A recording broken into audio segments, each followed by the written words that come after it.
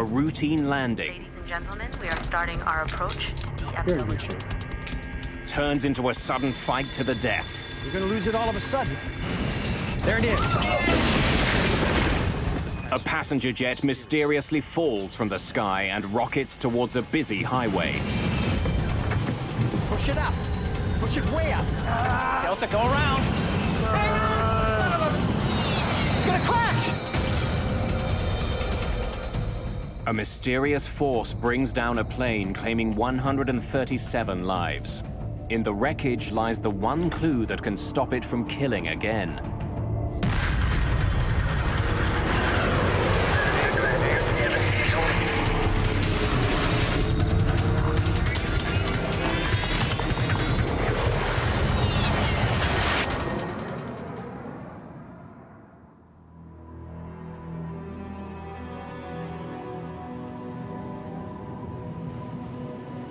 August the 2nd, 1985. Dallas, Texas.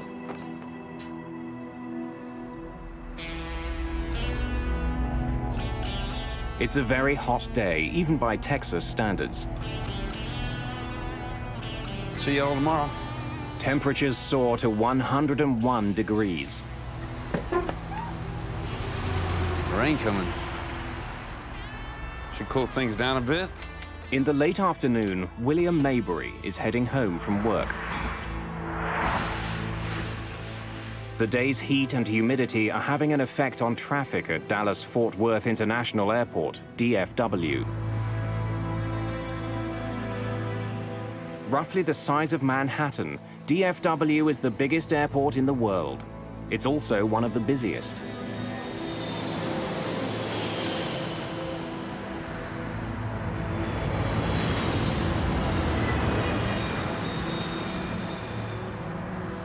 The heat has triggered some afternoon thunderstorms at the airport, creating a backlog of planes waiting to take off. American 631, you are cleared for takeoff. Air traffic controller Gene Skipworth is in the tower today. He's been working there for 14 years. With him is controller Mike Porter.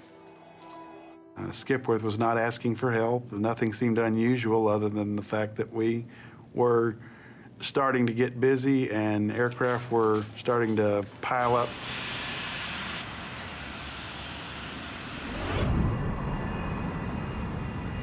One of the many planes heading towards Skipworth's control is Delta Airlines Flight 191.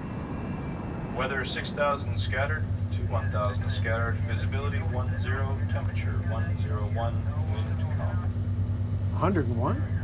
101 degrees, yes, sir. Captain Ed Connors and First Officer Rudy Price are two of Delta Airlines' most experienced pilots. Second Officer Nick Nassick is the other member of today's crew. The crew is flying a 6-year-old L-1011 Tristar. The L-1011 is billed as one of the safest planes in the sky. There are 152 passengers and 11 crew members on board. They're scheduled to land in Dallas just before 6 in the evening. Good afternoon, ladies and gentlemen. This is your captain speaking. Hope you're enjoying your flight so far. Traffic is backing up at Dallas. All told, we'll be about 10 to 15 minutes late getting to the gate. Please let us know if there's anything we can do to make your flight more comfortable. The delay bothers Chris Meyer. He's a frequent business traveler who's in a hurry to get home to his family for the weekend. I've been down in Florida, Fort Lauderdale, for the last 2 weeks, and it was a Friday afternoon, and I was due to go home on Flight 191. One of IBM's best-known executives is also on the flight. Don Estridge led the development of the IBM PC. He and his wife are traveling to Dallas for a family visit.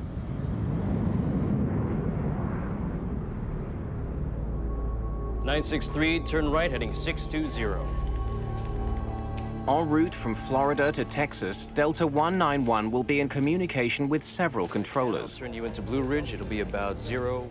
Every aircraft is guided along its flight path by a series of regional air route traffic control centers. They direct each plane's speed and altitude. 1901, descend and maintain 10,000. Join the Blue Ridge 010 radial and inbound. We have a good area there to go through. Captain Connors has some concerns about the route he's been given. He sees a storm cell along that path, and he doesn't want to fly through it. Well, I'm looking at a cell at about a heading of 255. It's a pretty good sized cell, and I'd rather not go through it. I'd rather go around it one way or the other. I've had about 60 aircraft go through this area out here, 10 to 12 miles wide. They're getting a good ride, no problem. Well, I can see a cell now about heading 240. When I can, I'll turn you into Blue Ridge. It'll be about the 010 radial. 010, roger. We're going to hold you to that. Captain Connors gets his way. He's given permission to fly around the storm. Once past it, he'll line up for a landing on runway 17 left. I'm glad we didn't have to go through that.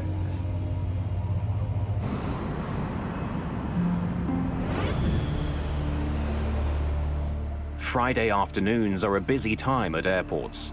The afternoon rain is making this Friday even busier. 23-9er down to 618.96. The main priority for the controller on duty is to keep the incoming planes a safe distance apart. He wants them at least 4.5 kilometers from each other. That distance allows enough time for the violent air turbulence behind one plane to die down before the next plane touches down. Right now, Connors and Price are getting too close to the plane just ahead of them, a corporate Learjet. Delta 191 heavy. Turn left 10 degrees, reduce speed to 180. To put some distance between the two planes, the controller asks the Delta crew to slow to 180 knots. Delta 191. 330 kilometers an hour. Wilco. 10-degree flaps, please. You're listening to Dallas 105 FM. It's a wet one out there, folks, so drive careful. Heading home along Highway 114, William Maybury will soon be passing DFW.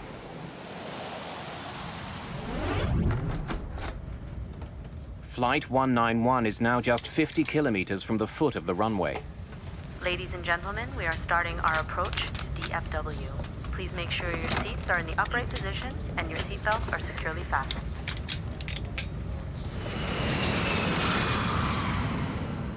The crew begins their final descent into the Dallas-Fort Worth area. Attention all aircraft listening.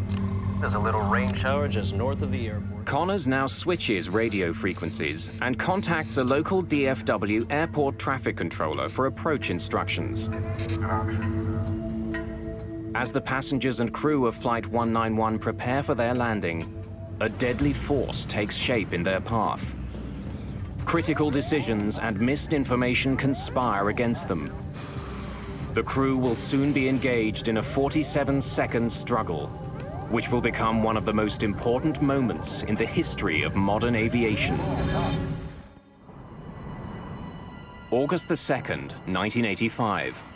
The crew of Delta Airlines Flight 191 has been skirting a line of heavy storms between Florida and their destination, Texas. 30 kilometers from the Dallas-Fort Worth Airport, First Officer Rudy Price notices rain ahead. We're gonna get our airplane washed. What? We're gonna get our airplane washed. It seemed like the closer we got into DFW, the worse the weather got.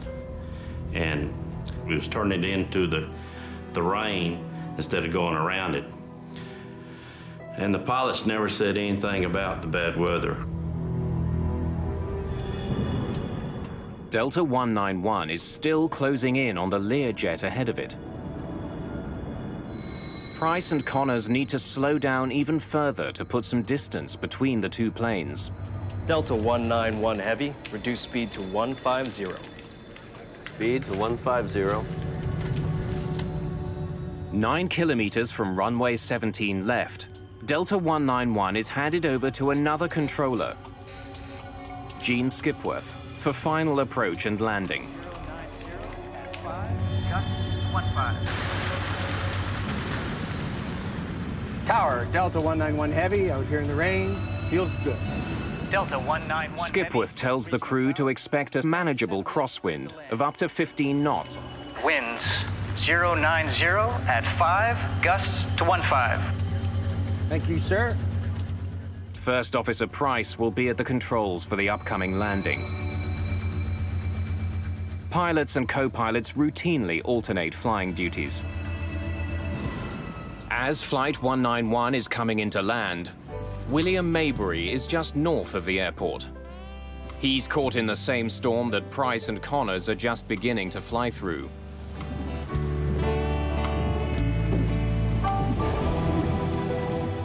Before landing check. Landing gear. Down, 3 green. Flaps, slats. 33, 33, green lights.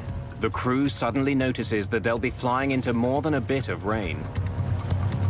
It's lightning coming out of that one. What? It's lightning coming out of that one. Where? Right ahead of us. 1,000 feet.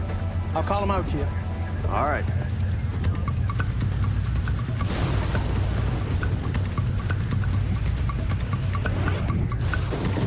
We're not getting any bad warnings from the weather or from other pilots, which we rely on as they come through it. They need to report to us, and they do if they have turbulence or they have trouble on final or ran into anything abnormal. The Learjet ahead of Flight 191 lands safely. Connors and Price are now less than a minute behind. Without warning, the intensity of the storm increases. The L-1011 is being pounded by a driving rain. I knew we was getting ready to land, but at the same time, you felt the surge, like the pilot was revving up the engine for something. The plane's airspeed is increasing for no apparent reason. What's your speed? Price pulls back on the throttles to slow the plane down and maintain it at the requested 150 knots.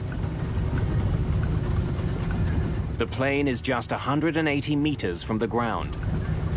You're gonna lose it all of a sudden. There it is. Then the plane drops rapidly. It's as though an invisible force is pushing it to the ground. Push it up. Push it way up. Way up. Way up.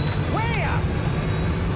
The crew is pushing the plane's jet engines to their full power, but can't get more speed or get the plane to climb. So I pulled my seatbelt tight as I could, but at the same time, you could hear a pin drop. Nobody was talking. But I mean, it got dead silence. As suddenly as it began, the crisis seems to end. The plane stops falling and begins to pick up some of the speed Connors and Price have been fighting for. That's it. But before the crew can take another breath, the plane drops again, rocking violently from side to side. And then it dips wildly to the right. And I just knew we shouldn't be that close to the ground that soon. Hang on to the son of a... About 2 kilometers from the runway, it plows into a field and rockets towards Highway 114. When we hit the ground, it felt like you was in a car running over railroad ties. It was real bumpy. The crew somehow manages to get the plane back in the air. At that moment, Gene Skipworth catches sight of Delta 191. He's gonna crash. Delta, go around. But it's too late. The plane's engines slam into William Maybury's car on Highway 114. He is killed instantly. The plane hits the ground again, north of the runway. It's traveling more than 350 kilometers an hour.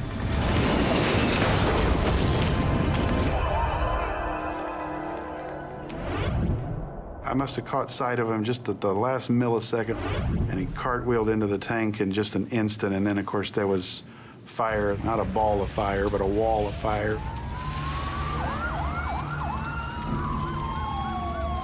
It seemed like it was only a few seconds, 5 seconds at the most. I don't know how long it was. Everything was stopped.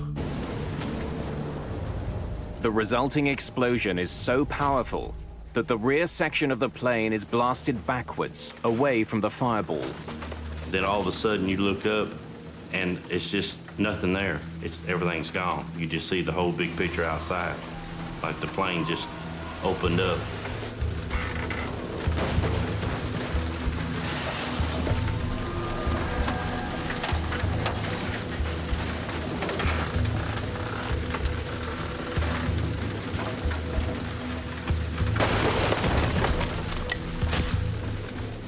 Remarkably, the tail section containing the last 10 rows of seats is relatively intact.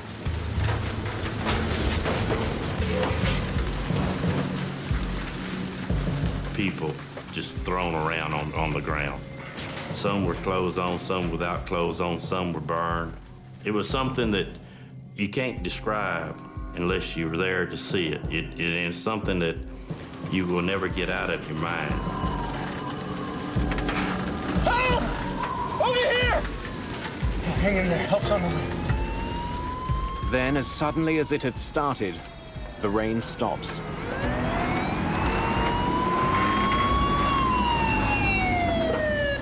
It takes firefighters less than a minute to get to the crash. And when I arrived on the scene, I truly believe that there wasn't anybody that had survived this plane crash because there was just devastation everywhere.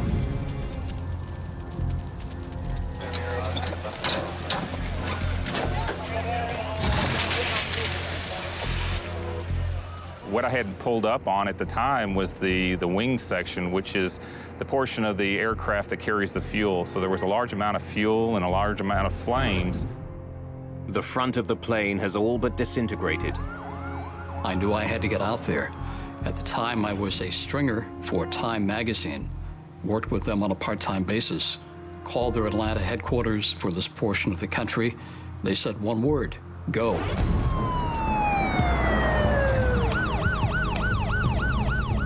Firefighters need only a few minutes to get the raging fire under control. They then turn their attention to pulling survivors from the plane. It wasn't until the fire started to subside a little bit that I saw the tail section where there was some hope of some people surviving. There were these two women that were walking through the smoke. Ladies, clear the area! Get out of the way, clear the area! And it kind of surprised me, so I knew that there was hope and that there were people out there. Only 27 people survived the crash. I had seen death before as a medic in Vietnam, but it had never been aimed at civilians, and certainly not on a mass casualty situation, and certainly not this suddenly. I could tell how bad it was. You could see and smell and feel the death.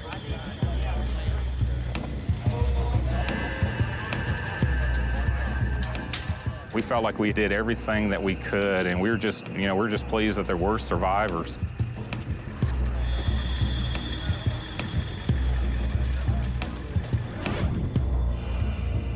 I was scheduled to sit on aisle seat 15A, and I told them that wouldn't be no good because that was a non-smoking section. I was a smoker, so I had to be in back. That probably saved my life. Captain Connors, First Officer Price, and Second Officer Nassick are killed. So are 5 other crew members and 128 passengers. IBM's Don Estridge and his wife are among the dead. In the tower, there was silence for probably 1 to 2 minutes, except for just an occasional transmission. But basically, it's just quiet, and you just sit there stunned and wishing you could do anything to take it back.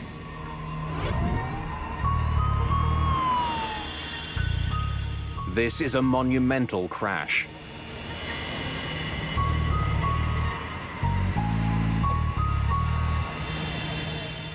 Investigators from the National Transportation Safety Board arrive at DFW, determined to find the cause. One of our field investigators would have been on scene trying to locate the flight data recorder and the cockpit voice recorder, which is, a very important part of the investigation. Investigators begin looking for evidence of mechanical failure. They examine the wreckage for clues that the plane was not responding to the pilot's command. It's essential in any approach or departure accident to establish what the airplane's configuration was, to assure that it was not a factor in the accident, or everything was normal on this aircraft. Investigators turn their attention away from the plane and to the skies. After any accident in commercial aviation, there are theories galore. A couple of them prevalent that evening. First, that lightning had struck the airplane. Secondly, that it had been hit by a mini tornado.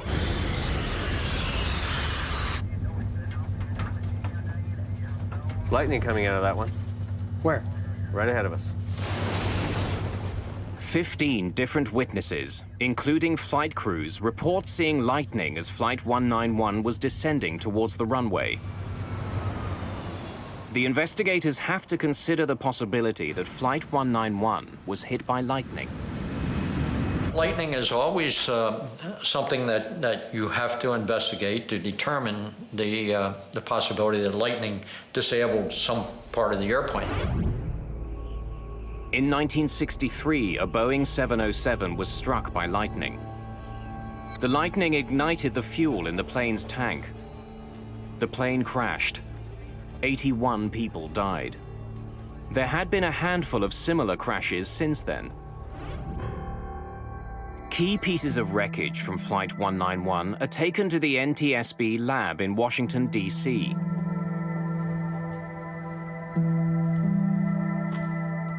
Bud Lehner is the investigator in charge of examining the wreckage, as well as the data from the plane's cockpit voice recorder.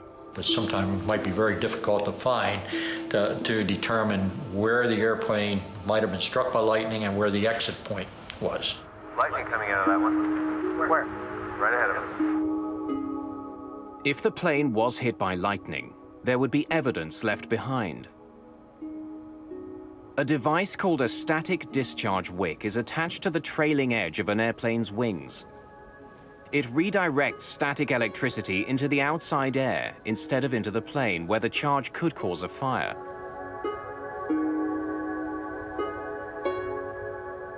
If the plane was hit by lightning, one of the pieces that would be visibly damaged is the static discharge wick.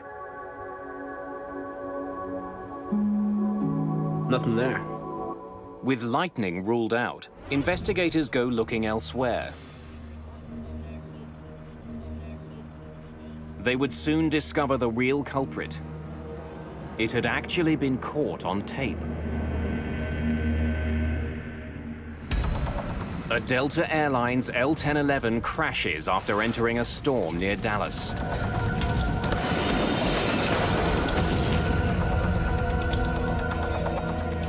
"137 people die. Investigators rule out mechanical problems and lightning as causes of the crash. Nothing there. The NTSB's Bud Lehner turns his attention to the plane just ahead of Delta 191, the corporate Learjet. He learns that it was less than a minute ahead and flew through the very same storm. After we had passed about 5 miles from the end of the runway, we entered a rain shower, what we thought was a light rain shower, and it turned out to be the heaviest rain I've ever seen before or since. In spite of the rain, Rufus Lewis managed to land his plane safely on runway 17 left. When we broke out of the clouds, we were high and hot. So we had to use all of the runway at DFW Airport. We landed, were able to turn off at the end of the runway. So why was the much larger L-1011 unable to land just moments later? Delta 191 Heavy, reduce speed to 15. To put some distance between Delta 191 and the Learjet, the controller had asked Price to slow his plane several times. When Lehner plots the bigger plane's speed, then down to 150, he finds that it was coming in to land at 150 knots.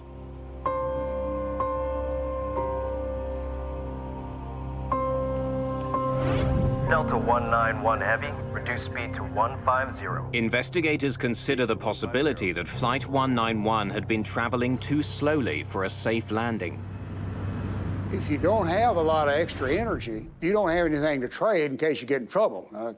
So a lot of times in adverse conditions, the pilots, they added another 10 knots for mom and the kids. Crews don't have to follow a controller's speed request if they think it's unsafe.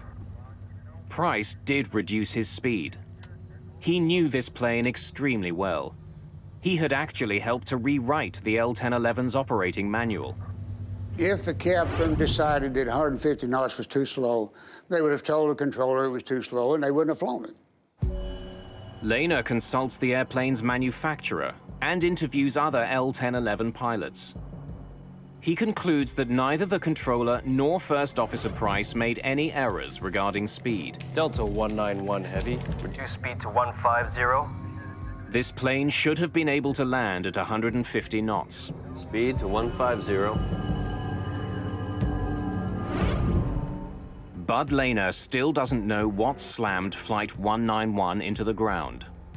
But soon he finds the clues he needs on the plane's flight data recorder.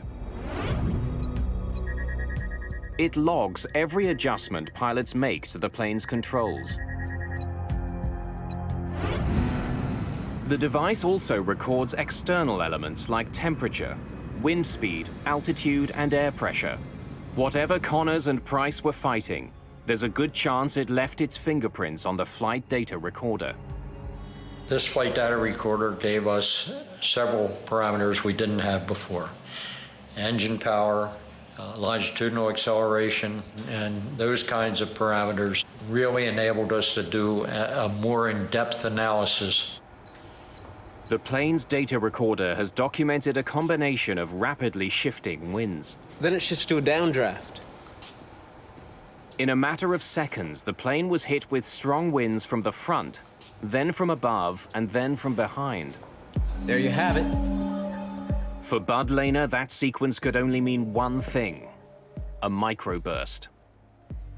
A microburst is a violent shaft of air falling from a storm cloud. Back in 1985, few people knew more about encounters between microbursts and airplanes than John McCarthy. If you're at the kitchen sink and you turn on the water and it goes straight down and it splashes out in all directions. And that's kind of what a microburst is, except that it is extremely bad news if you're an airplane flying through it at low altitude. A plane first faces a strong headwind which lifts the plane skyward, then a downdraft which slams it towards the ground. Finally, the microburst delivers its most dangerous punch, the tailwind. And you would get a rapid descent, a loss of lift, and a rapid descent towards the ground, and easily crash the airplane. A plane's wings need a steady flow of air moving over them. That's what gives them their lift. By inhibiting that flow, the tailwind reduces lift. There's no better recipe for a microburst than the weather conditions at Dallas-Fort Worth on the day of the crash. It had been extremely hot all day, and hot air rises. When that hot air meets the cold, moist air in the storm clouds, it cools instantly and rushes violently back to Earth. A microburst. It is a tiny thing, meteorologically speaking, compared to a big storm or a snowstorm or a hurricane. It's just like a needle in a haystack. At its maximum strength, it's no more than 2 miles across, and it lasts no more than 15 minutes. So if you look at that little space and time window, it's very small. And so the probability of hitting one is low. The odds may be slim, but planes do fly into microbursts. In 1975, an Eastern Airlines flight landing in New York flew into a microburst. It slammed the plane into the ground, killing 113 people. Then, in 1982, a microburst killed another 153 people when it struck a Pan Am 727, taking off from New Orleans. It was clear that 136 people on Flight 191 had become the latest victims of a microburst. Investigators had their culprit. Unbelievable. And thanks to Flight 191's advanced data recorder, they could paint a remarkably accurate picture of it. The killer had essentially been caught on tape. But what the flight data recorder doesn't explain is how such an experienced crew fell victim to a killer they were all trained to overcome. When Lena compares the pilot's actions to the actions of the microburst, what's your speed? He uncovers details of a fight to the death. A fight that the Delta pilots almost won. Lose it all of a sudden. There it is. He seemed to know what he was going to hit. What's your speed? The increase in airspeed prompted First Officer Price to reduce power to his engines. Power that he would desperately need in just a few seconds. You're gonna lose it all of a sudden. There it is. When Price and Connors entered the downdraft, push it up. They were less than 250 meters from the ground. The captain knew the characteristics of a microburst. He'd obviously been given an introduction to wind shear and microburst characteristics in his flight training. When Connors and Price encountered the microburst's tailwind, there was very little they could do. They had insufficient speed and altitude with which to maneuver. If a pilot encounters a strong tailwind at 3,000 meters, he can point his nose down and dive to pick up speed and generate lift. It's called trading altitude for airspeed. But that trade wasn't available to Price and Connors. They were just 150 meters off the ground when the tailwind struck. The only way for them to gain airspeed was from their engines. Push it up. Way up. Co-pilot responds, airplane stabilizes. I can see that most pilots would say, well, we're through with that, and range is going to stop, we're going to land. Momentarily, their efforts seem to pay off. Their airspeed increases, their plunge is halted. But with Flight 191 less than 150 meters from the ground, this particular microburst delivered the ultimate blow. A fierce crosswind that forces their plane to bank dangerously to the right. Combined with the microburst's other winds, the crew was defenseless.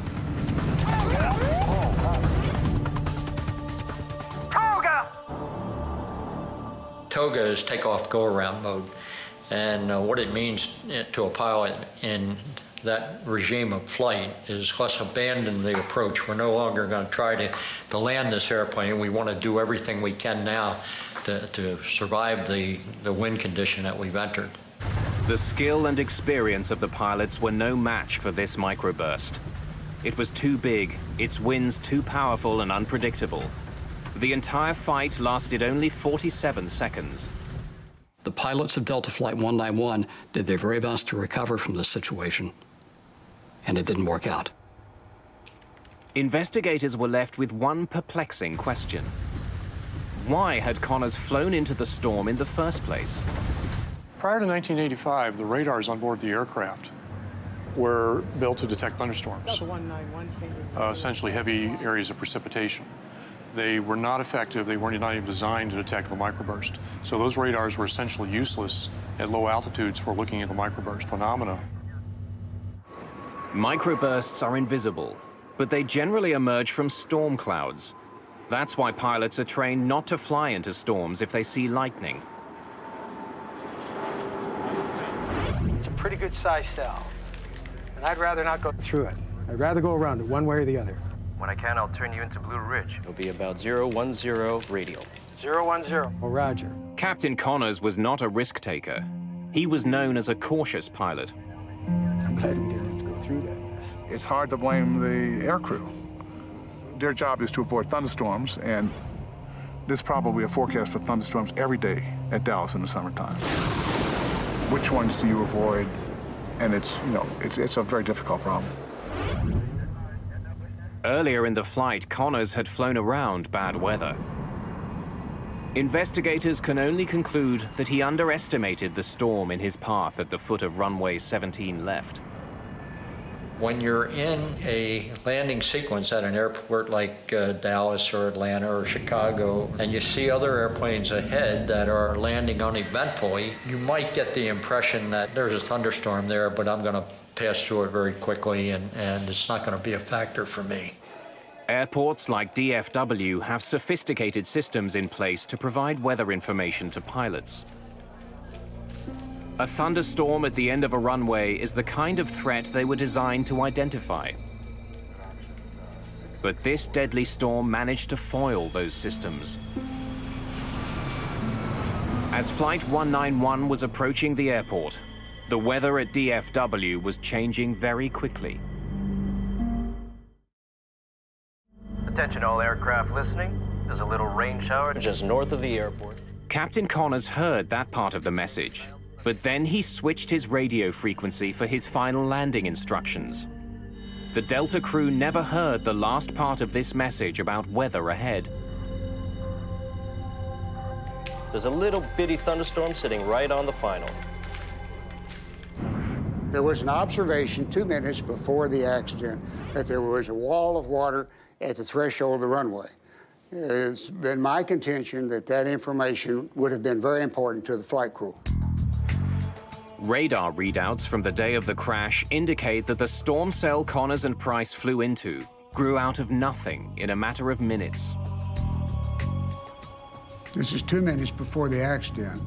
The readout shows the beginnings of a weather cell at the foot of runway 17 left. This is 3 minutes after the accident.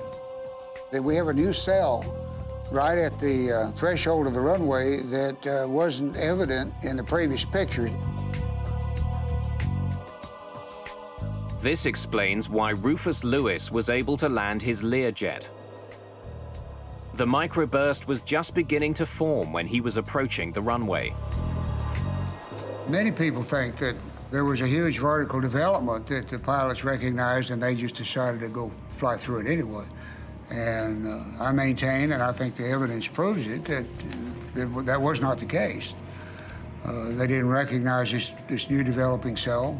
They did get into the storm beneath the cell, but it was heavy rain. They weren't worried about that. Then the hammer fell. It was too late. It's small. It's the length of a runway, roughly, and it doesn't last very long. So it's something that can happen so quickly that many accidents have occurred because nobody knew it was there. The storm arrived at the foot of runway 17 left virtually unannounced. But once there, it attracted a lot of attention. Pilots on the ground, as well as trained weather observers, saw the worsening storm. But they all saw it too late to warn the crew of Delta 191. The storm did show up on a radar screen at the Fort Worth Air Traffic Control Center. But at the time of the crash, the meteorologist on duty was in the cafeteria on a meal break. If the flight crew had had any idea that there would be a severe event in front of them, they would have missed the approach. Investigators conclude that the Delta crash was caused by the pilot's decision to continue their approach into the storm. A decision that was made because the crew wasn't warned about the hazard. In 1985, there were basic systems at airports that could detect dangerous winds, but they could not reliably detect a microburst. On the ground, there were systems called low-level wind shear alerting systems that primarily looked for differences of wind speed around the airport and on the airport. Unfortunately, these sensors tended to be spaced so far apart that a microburst could actually exist in between them and escape detection, or at least detection in time to warn a pilot of the threat. But a microburst detection system to overcome this problem had been developed.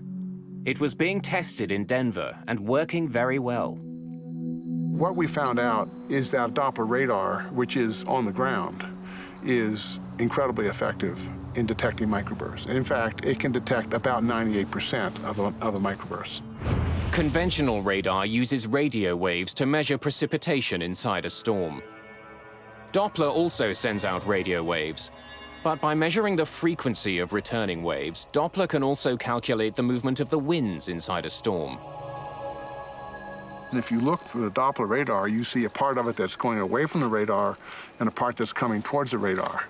And if it's small, it's absolutely a microburst. It can be nothing else. So it has what we call an unambiguous signature of a microburst, which means we got it. Since Doppler radar could see a microburst, controllers could use it to warn crews of their presence. The Denver research resulted in an important new system at airports: Terminal Doppler Weather Radar.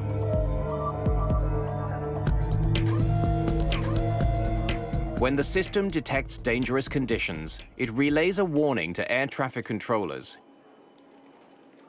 who can then alert pilots. Flight 236, microburst alert. 50 knot line, 1 mile final, say intentions. After the crash of Delta 191, the Federal Aviation Authority, the FAA, hurried to install terminal Doppler weather radar at high-risk airports. Dallas-Fort Worth was one of the first. The domes containing the specialized radar are now a common fixture at major airports around the world.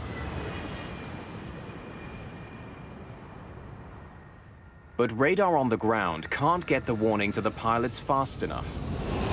We also have an issue of ground-based systems in that it takes time to communicate the threat to the crew. The system has to detect it on the ground. It would typically go to a control position in the control tower and be relayed by voice to the pilot, which can introduce a delay of 10, 15, 20 seconds, which could be very critical. Planes also needed onboard microburst detection. A team from NASA began developing such a system by flying into the most dangerous microbursts they could find. Here we go. Take it. Straight ahead. By risking their own lives, they would eventually save thousands of others.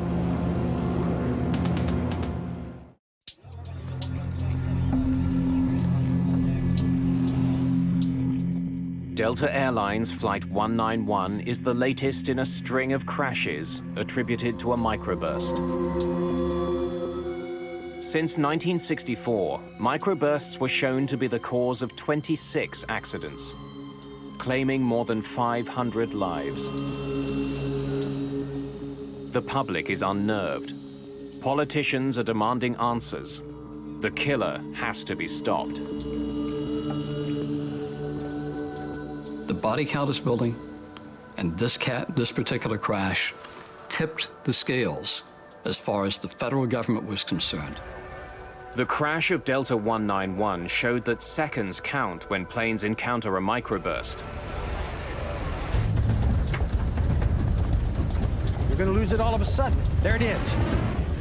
Increasing alert times Push it up. Way could up. save more lives, especially if a microburst detector was mounted right on the plane. If you can provide the airplane with 10, 15, 20 seconds of advance warning, pilots push the throttles up, they build airspeed, they build altitude, they build energy. It's like money in the bank. By the time they get to the microburst during a recovery, they can survive. Aviation experts had to find a way to give all pilots those critical 20 seconds. To develop that technology, they would embark on a high-risk, unprecedented research project. They would fly a 737 into the most severe microbursts they could find. We did a very careful risk analysis of all the possible dangers that could occur. And initially, the first reaction was, you want to do what with an airplane? You want to fly it through a microburst? In the summer of 1991, NASA modified a Boeing 737 and went hunting for microbursts. The idea was to identify onboard technology that could warn pilots of a microburst in their path. The airborne solution brings detection right into the cockpit, so the pilot sees exactly what's in front of the aircraft, and when an alert is given, there's no time delay. Ground speed 234. The NASA researchers were testing 3 separate systems for detecting microbursts. Modified Doppler radar housed in the 737's nose, a laser radar under its forward cargo bay, and a side-mounted infrared device to measure changes in air temperature. Each of those systems was wired to banks of computers in the plane's cabin. A spotter on the ground could find a microburst and quickly direct the plane towards it. Roger, control 515. We're rolling. Roger, understand your roll. TDWR, NASA control. Range 45 miles. Ground speed 240. Here we go. Take it straight ahead. Need to come left about 10 degrees, 15 degrees. Well, when you spotted a microburst, it was all business. It was how do we get there, how do we get to the right altitude, the right airspeed, the right position, when to begin data collection. So people were quite busy during these flights. But yeah, it was exciting. We wanted to find them, we wanted to penetrate them. With every microburst, the 3 onboard detection systems were put to the test. Researchers on the plane could instantly see which instrument was doing the best job of picking up the microburst ahead.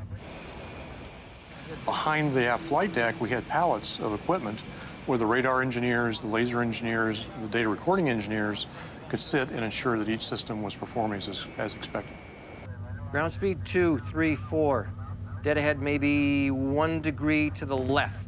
Let's go straight through this one. Here we go. Take it. Straight ahead. We started with very, very weak microburst. Again, we had the ground-based radar telling us what we were about to go into. So we started with very weak microbursts, gained experience, then gradually worked up to stronger and stronger ones. You would see the rain begin to fall, and you would feel a sinking feeling. It'd be a little settling, a little like an elevator starting down. A few minutes here before we touch down. What do you see us doing? So any apprehension that the crew may have had initially about going through them was actually replaced later with joy at finding them. Here comes the center of the target, right now. 242 on the ground speed. Wind's gone away. Look for a tailwind. Watch it. Lost some altitude there, too. There, the wind's gone around the tail like 10 knots. Good strong downdraft in the middle of it. Just sucked 100 feet in almost no time at all. Our good performance decreased, too. We were about 850 and we dropped to 750. Beautiful. The Langley researchers flew into dozens of microbursts over the course of their research. The project proved that the forward-looking Doppler radar was the only system that could consistently give pilots advanced warnings of a microburst ahead. What we found was that the Doppler radars could detect an extremely wide variety of microbursts.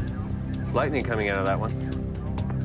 If the crew of Delta 191 had a system to warn them of microbursts, they could have boosted power to their engines and started climbing before they encountered it.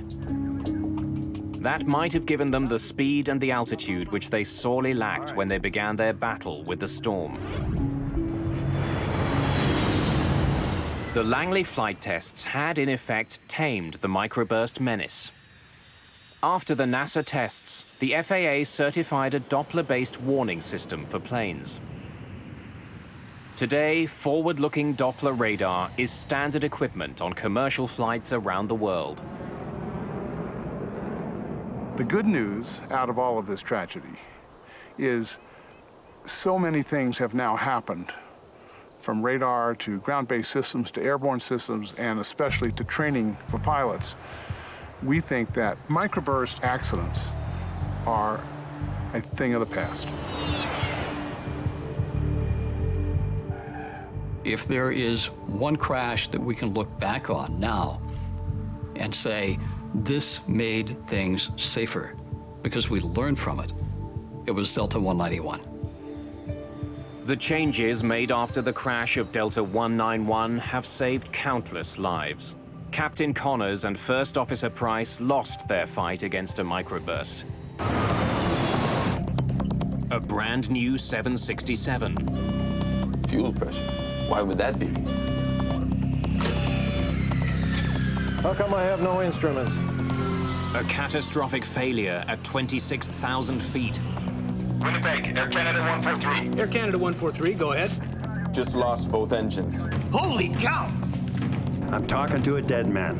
How far are we from Gimli? You're approximately 12 miles from Gimli right now.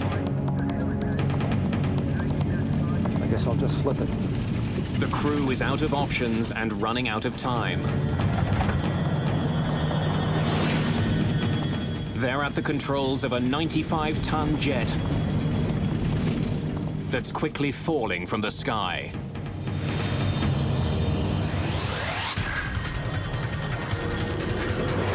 Mayday, Mayday.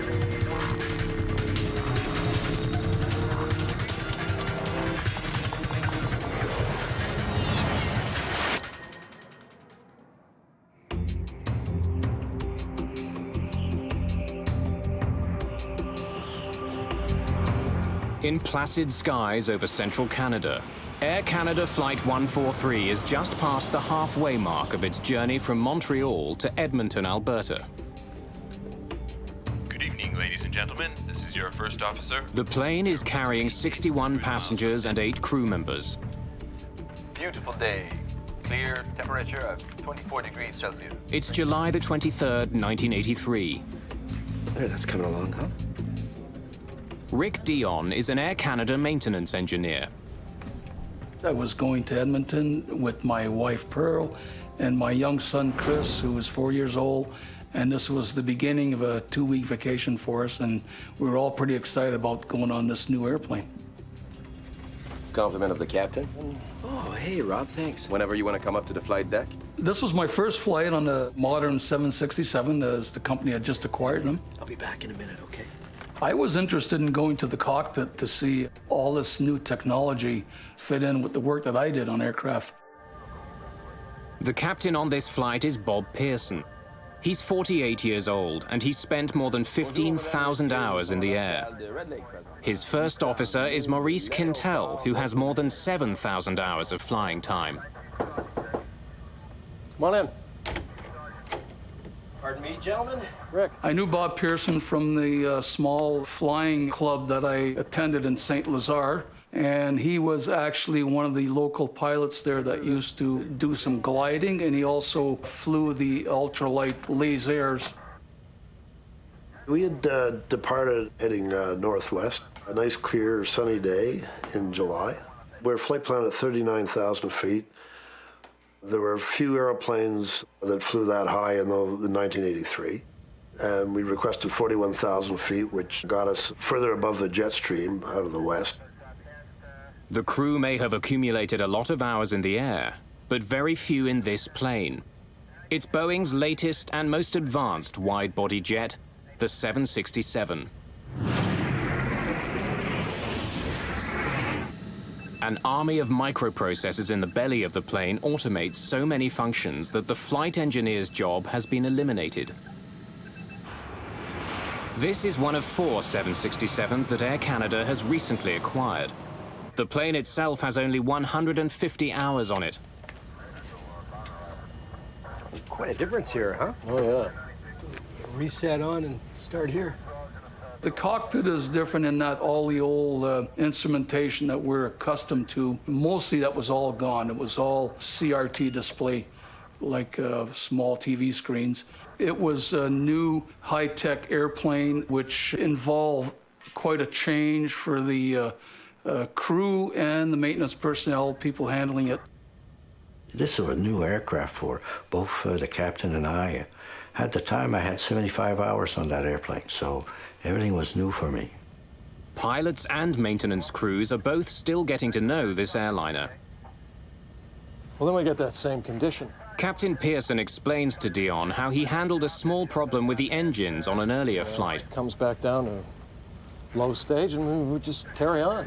You know, that brings up an interesting... Fuel pressure. Why would that be?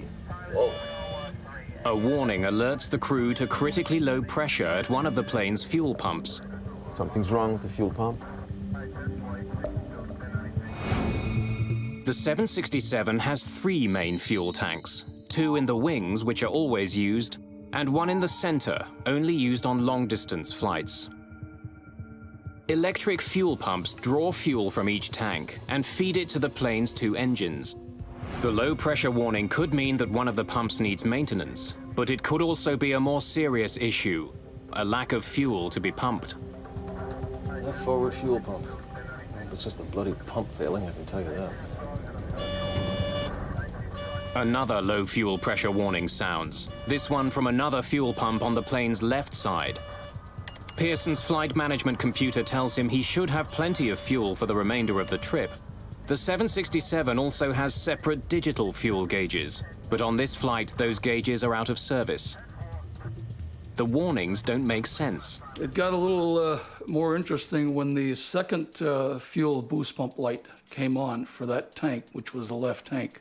This seemed quite abnormal, that two pumps would fail in a brand new airplane. We had some kind of a problem that we didn't understand. What would your assessment of that be? My own personal thoughts? It might be low in the left tank. I used to be involved with transferring fuel, and I know that when you're trying to empty a tank, it'll start flashing periodically, and then the pump will reprime, and then the light will go out. In this case, it appeared to do exactly the same thing. Captain Pearson knows that if the left tank is running low, the right tank may be low as well. Let's head for Winnipeg. Now. Pearson wants to land as soon as possible in case he is running out of fuel.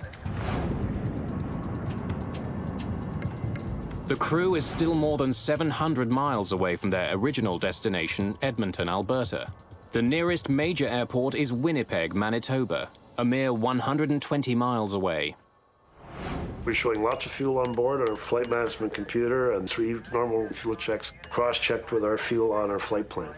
So we elected to divert the flight to Winnipeg, where Air Canada has a main maintenance base. Winnipeg Center, Air Canada 143. Air Canada 143, go ahead. Ron Hewitt has 20 years' experience as a radar controller. Yes, sir, we have a problem. We're going to requesting direct Winnipeg. Air Canada 143 cleared. Take position, direct Winnipeg. You are cleared to maintain 6,000, descent, your discretion. Send to 6,000 his discretion, and that was it. He didn't tell us what the problem was, and it's none of my business. Give him what he wants, get everybody out of his way. That's about what we do. Okay, we're out of 410. Pearson now begins to descend from 41,000 feet. Oh, man. We're all going out, eh? The low-pressure warnings are spreading to more and more of the fuel pumps.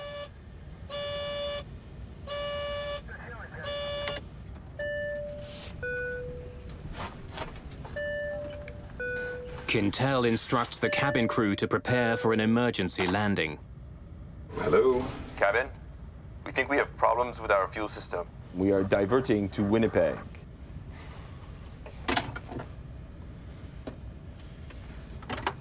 All flight attendants to front galley, please. I hope this is just false warnings. Rick, can you think of anything we haven't done? No, I can't, Bob.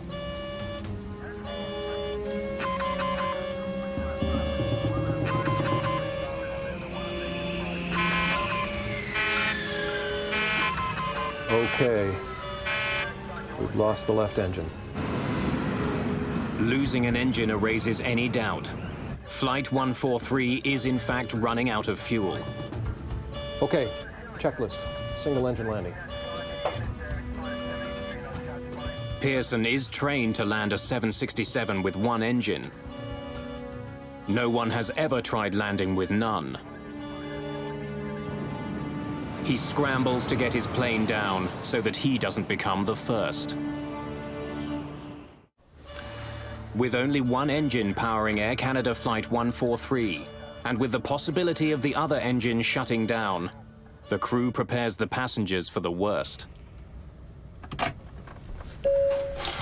Ladies and gentlemen, this is your in-charge flight attendant speaking. Due to mechanical problems, we'll be preparing for an emergency landing. Please return to your seats and fasten your seat belts. Your crew is fully trained to deal with this situation. And as you may have noticed, some crew members have already started to prepare the aircraft. I had no idea, like the rest of my crew members, that there was a problem with fuel. I had no idea why we were going to Winnipeg. Approach and landing. Flaps will be 20. Right. Ground flap override. As they're doing that drill, the right-hand fuel pump low pressure light was flashing as well, much like it did on the left. They were quite busy carrying out the first engine out, not watching the pump lights, which was right at my eyebrow, so I kind of knew that that one there was going to shut down too. What was that?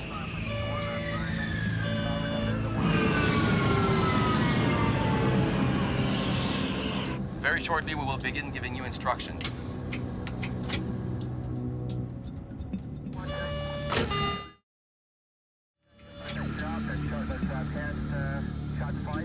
How come I have no instruments? Our beautiful colored engine and flight instrument displays simply went black. Ladies and gentlemen, please remain calm. Please follow our instructions. Refrain from smoking and put your chair back in the upright position. Secure your seatbelt tightly against your hip. It's exactly what Pearson had feared. He's lost both engines. At 26,500 feet, still 75 miles from the nearest major airport, he's out of fuel. Winnipeg, Air Canada 143. Air Canada 143, go ahead. Just lost both engines. When both engines shut off, I think he said, "Holy, I'm talking to a dead man." We were trained in the simulator to handle a single engine failure. We had never practiced, and I don't believe most pilots ever get the chance to practice total engine failures. 143 just lost their engines. It's highly unlikely that anybody's going to survive this, because I could see them trying to make a turn and spinning in. An airplane's engines not only provide thrust, they also generate the power needed to manipulate the plane. It would be completely uncontrollable, but modern airliners are like a Swiss Army knife with one last blade hidden away. In the event of a loss of power, they automatically deploy the RAT, or ram air turbine. It's spring-loaded, and the propeller that drives this small hydraulic pump is about the size of a propeller you would see like on a little Cessna 150. And this arm catapults down into the slipstream. This propeller starts to turn, drives this hydraulic pump, and it gives you basic systems. I was pretty quiet, flying without motors. Pearson knows that time is running out. He needs directions to the closest landing strip. 143, this is a Mayday, and we require a vector arm to the closest available runway. 143, we copied that all okay. But the loss of the plane's engines has had an unexpected consequence at air traffic control. They're gone. They were right here. We've lost him. He's dropped off the screen. I need primary radar.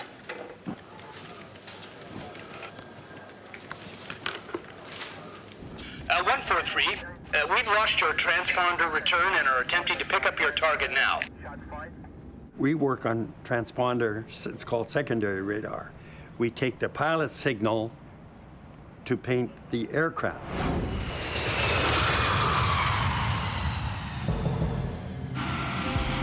Commercial jetliners are equipped with a transponder, a device that transmits coded information which air traffic controllers use to determine the plane's location. But when Flight 143 lost its second engine, only a small number of items got backup power. The transponder was not one of them, so the plane disappeared from Hewitt's screen. Flight 143 is somewhere east of Winnipeg, but no one knows exactly where or how far it is from the airport. In spite of its enormous weight, a 767 doesn't plunge from the sky when it loses its engines.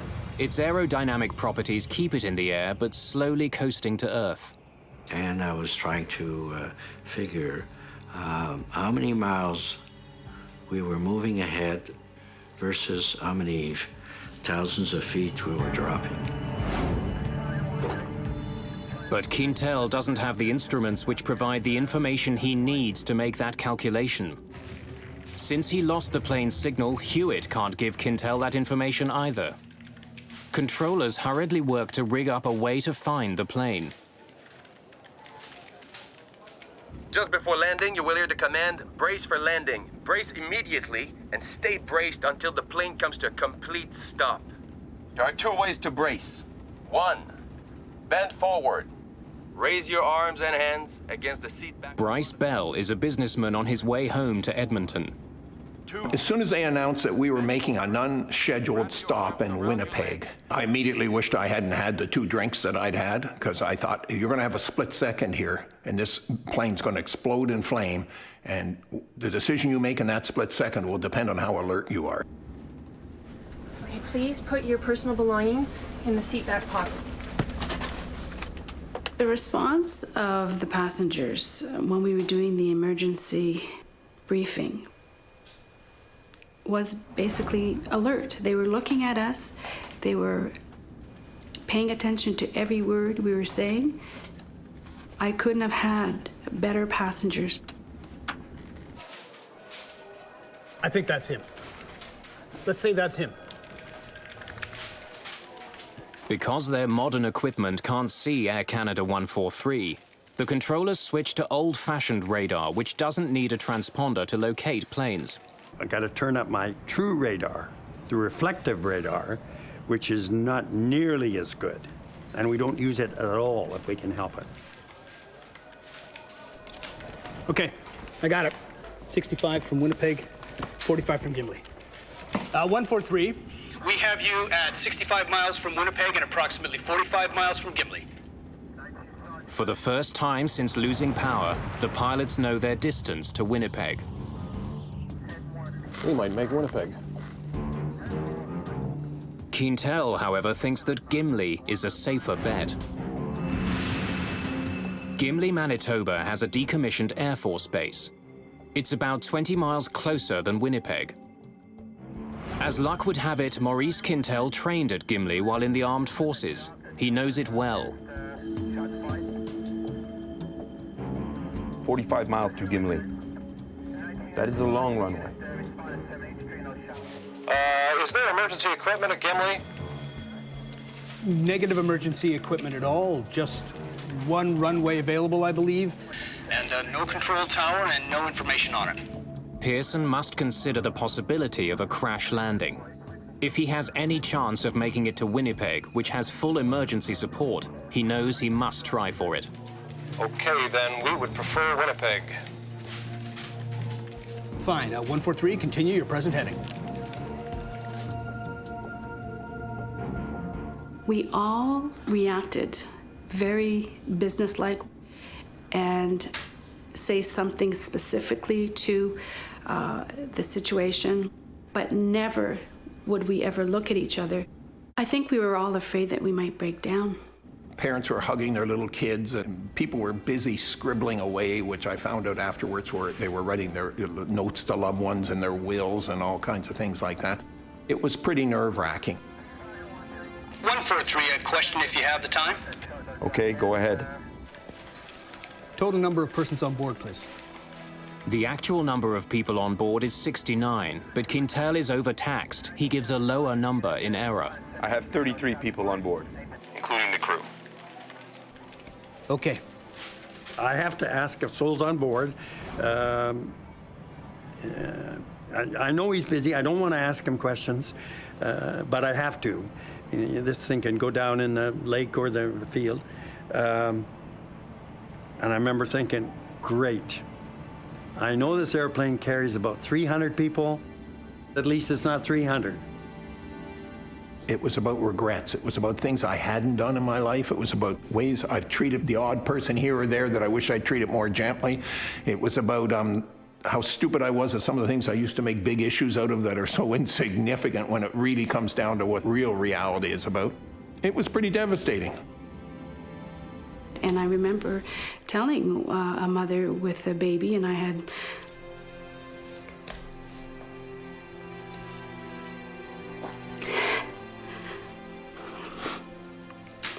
daughter, Victoria, and telling this woman that it was going to be okay. And I did it. I was so proud of myself that I could be so straight with her and tell her that it was going to be all right and really look at her in the eyes. Okay, and how far from the field are we now? You're 35, correction, make that 39 miles from Winnipeg.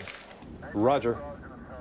Now that controllers can see Flight 143 on radar, they can provide Quintel with the information he needs to figure out if he can glide as far as Winnipeg. Roger, what is your altitude now? 8.5. 8.5. About 8,500 feet above the ground, Captain Pearson can see his destination. Winnipeg's airport is less than 35 miles away. We're visual. But the news from Quintel is not good. Bob.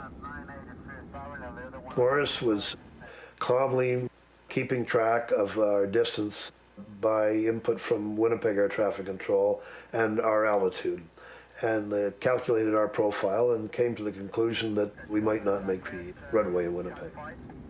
We can last maybe another 20 miles. We're not going to make Winnipeg. Quintel has calculated that at the rate they're falling, they would hit the ground a full 15 miles short of the runway. How far are we from Gimli? You're approximately 12 miles from Gimli right now. Where is it? Which way is he moving? On your right. Turn right to a heading of 345. I would say you have 10 miles to fly. Okay, fine. We're gonna go there. I'm gonna go check on my family. You guys don't need me up here right now, huh? No, we're okay.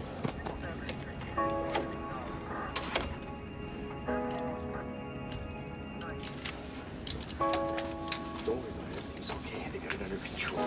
Just make sure your seatbelts are tight, all right?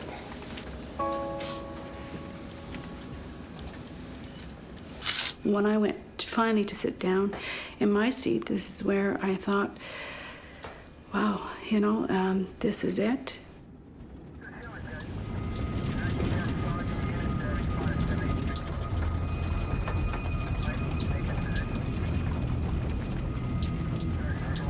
Landing gear down. Roger. First Officer Quintel lowers the landing gear. Because there's no hydraulic power, Quintel does what's known as a gravity drop, letting the gear's own weight drop and lock it into place. The two main gear are heavy, they fall immediately, and two green lights confirm they've locked. But the nose gear is lighter, it doesn't lock. We could hear the main gear clearly, falling and locking. I was not aware that the nose gear was not down and locked. It was sort of a last minute, and if it's something that you cannot control, you don't talk about it, you don't mention it, you know. The main thing was bring the aircraft on the runway. 5 miles to touchdown. Roger. We have the field in sight. 5 miles from Gimli, Pearson and Quintel finally see a runway they can land on. But there's a problem. We're too close, huh? It's going to be too steep, too fast. Yeah, I know. Pearson is almost at the runway, but he's much too high above it. If he comes down at a normal descent rate, he'll miss the landing strip. But if he comes down steeply, his plane will gather a dangerous amount of speed. He won't be able to stop before the end of the runway. In a normal approach, we have leading edge and trailing edge flaps, which allow us to slow the airplane down and fly at a slower speed safely. We did not have those flaps as they run off the main hydraulic system. So what are we gonna do? So we discussed, we had two possibilities. One of them was to do a 360-degree turn and lose the excess of altitude. On the other hand, I thought it would take about 3 minutes, and we were already descending at the rate of 2,500 feet a minute. Only about 3,000 feet above the ground, the plane doesn't have enough altitude to make a full circle. It would hit the ground before making it back to the landing strip. Pearson chooses a second option. Well, I guess I'll just slip it. Pearson decides to try a maneuver called a side slip, practically unheard of on commercial airliners, but sometimes used by glider pilots. And Bob Pearson has a lot of experience flying gliders. I'm just going to slip it down till we're almost down at the runway, then I'll straighten it out. Okay. Side slipping involves what's known as crossing the controls. Here we go. Pearson plans to force the aircraft into a sideways freefall, allowing it to drop quickly without increasing its forward airspeed. Pearson has never actually performed a side slip in a glider, but he's attempting one now in a Boeing 767. The only way that I could control our speed and our descent profile with the runway was to induce drag in the fuselage by cross-controlling the rudder and the elevators on the tail and the ailerons and the wingtips, and cause the aircraft into a crab configuration. Then I can vary that to increase or decrease our speed or increase or decrease our descent rate. Pearson controls the plane's descent by using his rudders and ailerons to change the angle of the plane. Crossing the controls involves tipping the wings in one direction, but turning the aircraft in the opposite direction, pushing it sideways into the oncoming air. As Flight 143 begins to drop towards the Earth, Quintel is about to discover something he did not expect. The runway he trained at 15 years ago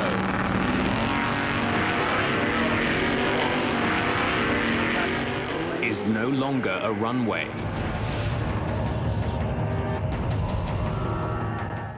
Captain Bob Pearson is out of fuel, out of engines, out of options. If he can't line up with the runway at Gimli, he doesn't get a second chance.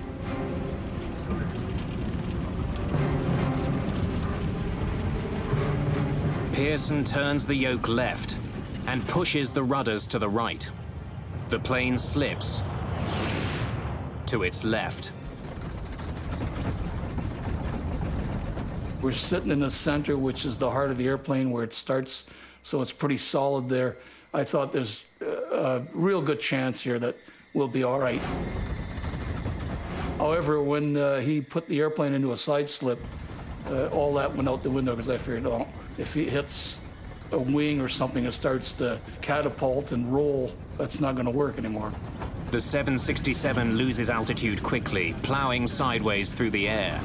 When I looked to the left of the aircraft, I was looking directly at the ground because the airplane is angled quite, well, about maybe 60 degrees of banks.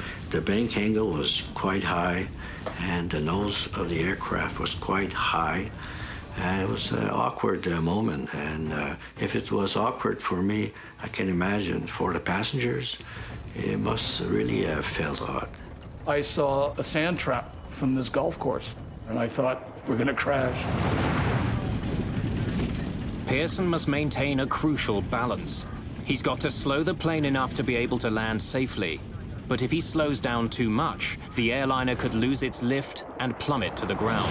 When a pilot is normally landing an airplane, he's maneuvering the flight controls and operating the thrust levers pretty continuously on most landings. And so I was doing the same thing without the thrust levers.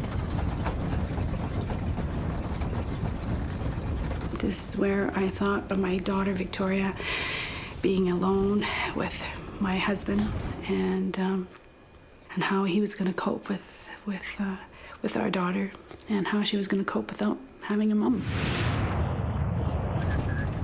As they approach, Pearson focuses on his target, the threshold of the runway. I got tunnel vision like I've never had it before. It was just our speed and our relationship with the threshold of the runway. But now, only hundreds of feet from the ground, Quintel sees that their troubles are far from over. The Gimli landing strip has been converted into a drag racing strip. Today is Saturday, and it's not just a race day. It's a family day on the Gimli Strip. Racing is done for the day, but the airfield is filled with members of the local sports car club. camping out with their families for the weekend.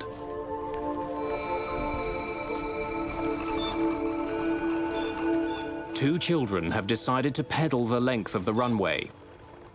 They don't hear the plane coming for them. Without engines, it's silent. And one thing the 767 doesn't have is a horn. Brace! Brace for landing!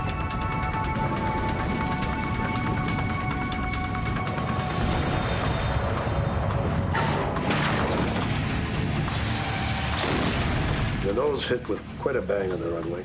Sounded like a shotgun going off at our feet. The front landing gear gives out immediately.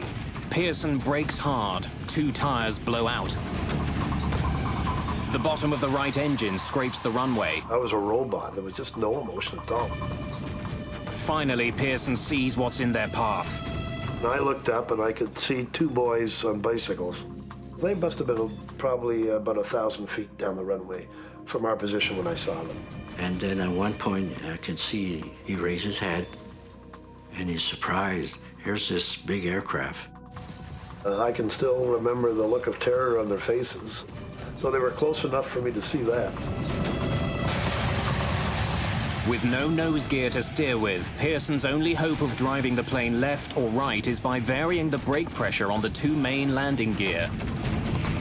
That's when my heart started to pitter-patter a little bit. The kids panic and try to outrun a plane that's traveling about 200 miles an hour. I knew I couldn't take the airplane into these boys, and I was going to take it off into the grass on the right side. There were campers along the west side of the runway that I didn't notice until after we had touched down, and the nose was on the ground, and I can still remember out the left side, people standing by their barbecues. Dino Calvert is at the track with his friends for a weekend of racing. One of the gentlemen in the pits suddenly jumped in his car and he took off, and I thought, well, you don't drive like that in the pits usually. And I looked up and all I could see was smoke rising. Pearson does all he can to stop the plane in time. Holy crow!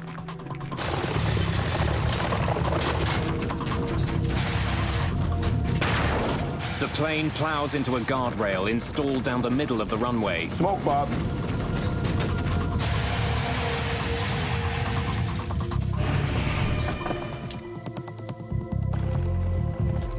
"17 minutes after running out of fuel, Air Canada Flight 143 comes to a final stop on the ground.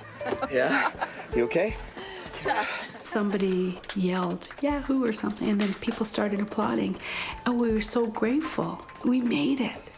When you believe that you're going to crash, you do believe that the airplane is going to break apart, you're going to have fire. Evacuate! Evacuate! Evacuate! All right, let's go. We got to get up. Thick smoke is quickly filling the cabin. The crew doesn't take any chances. They want everyone off the plane as quickly as possible. There was a sense of joy, and then a panic, kind of. It seemed to go in waves, and then a panic saying, we got to get out of here. We got to get out of here. Less than 2 months earlier, an Air Canada DC-9 made a successful emergency landing in Cincinnati, only to burst into flames on the tarmac before all the passengers could get off. 23 people died. The crew and passengers of this flight want to avoid a similar fate. It took maybe just a few seconds to come up to a full halt on the runway, but the cockpit was full of smoke. Passenger evacuation checklist. Passenger checklist. Fuel shut off. Off. Cabin depressurized. Electrics off. Electrics off. Checklist complete. Time to get out of here.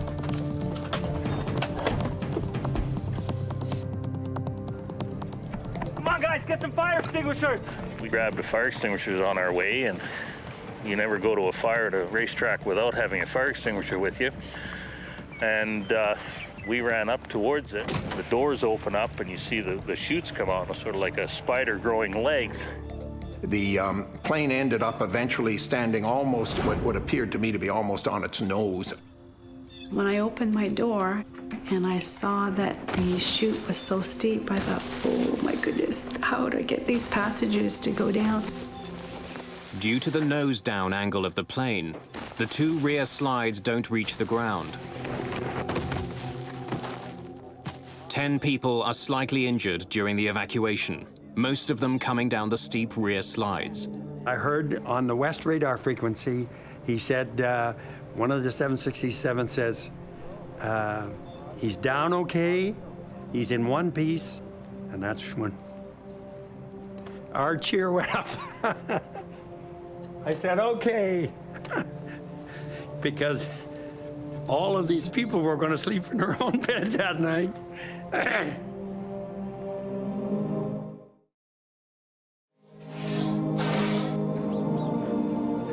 There's still a lot of smoke coming from the plane's nose. Turned out it was about 6 inches of insulation between the inner and outer skins. From friction, that was starting to burn. The flight attendants have good news. All 61 passengers have made it off the plane. There's not so much as a single serious injury. We'll give you a hand. Yeah, extinguisher.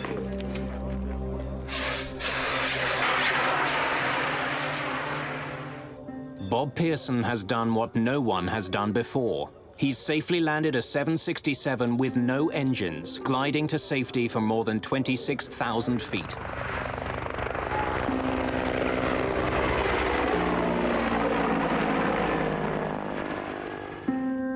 Air Canada Flight 143 glided... The event makes international headlines immediately. People are already asking how one of the most sophisticated passenger planes in the world could have run out of fuel. Sliding down emergency chutes.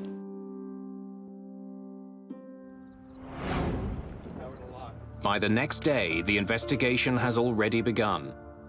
Bill Taylor and Diane Rochelot of Canada's Aviation Safety Bureau are among the first investigators at the scene. I was a junior mechanical engineering at the time. I had been working for Transport Canada for a year.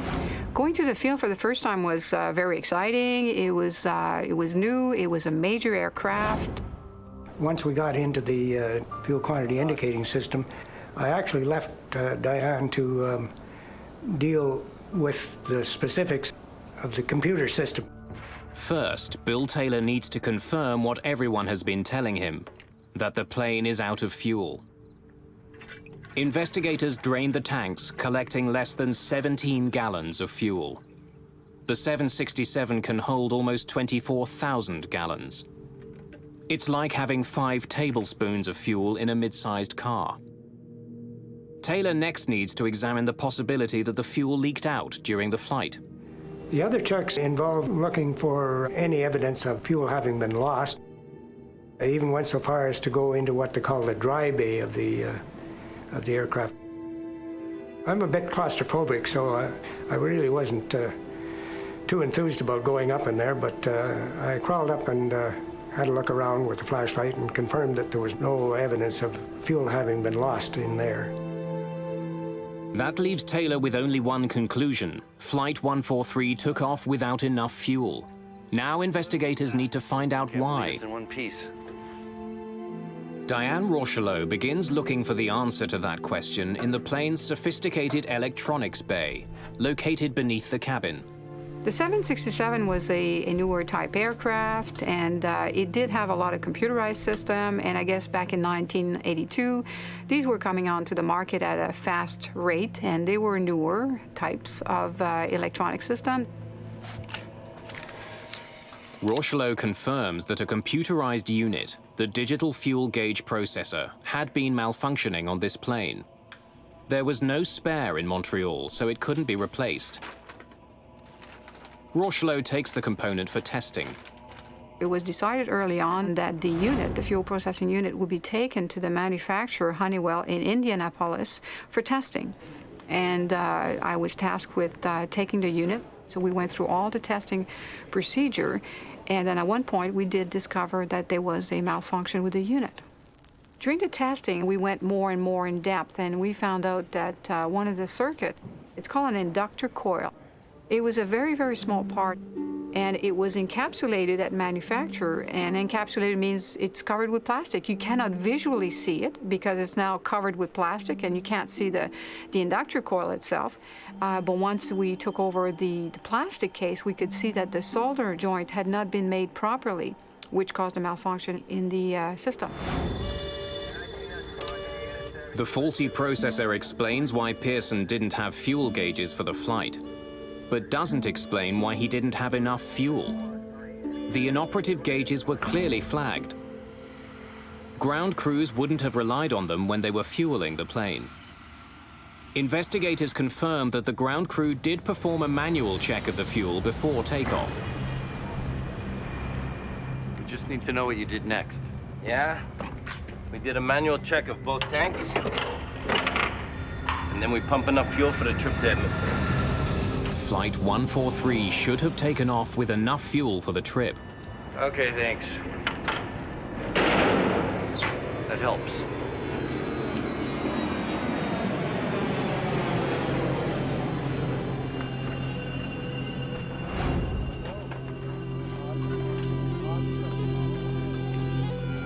Investigators now have to figure out how one of the world's most advanced jetliners took off with half the fuel necessary for its flight.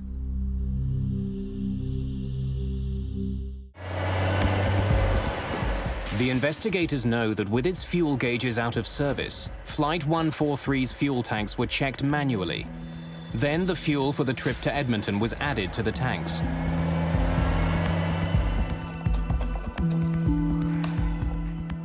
But before the plane could be given more fuel, a crucial calculation had to be carried out. Pilots need to know the weight of the fuel on their plane. But fuel trucks pump jet fuel by volume.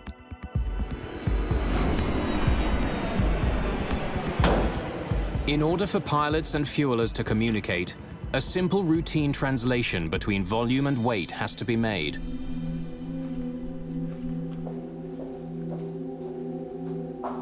Thank you.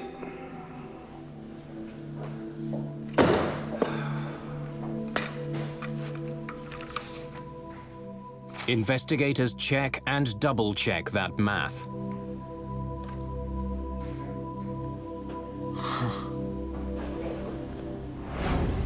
The fueling records from the day of the accident provide the answers they've been looking for.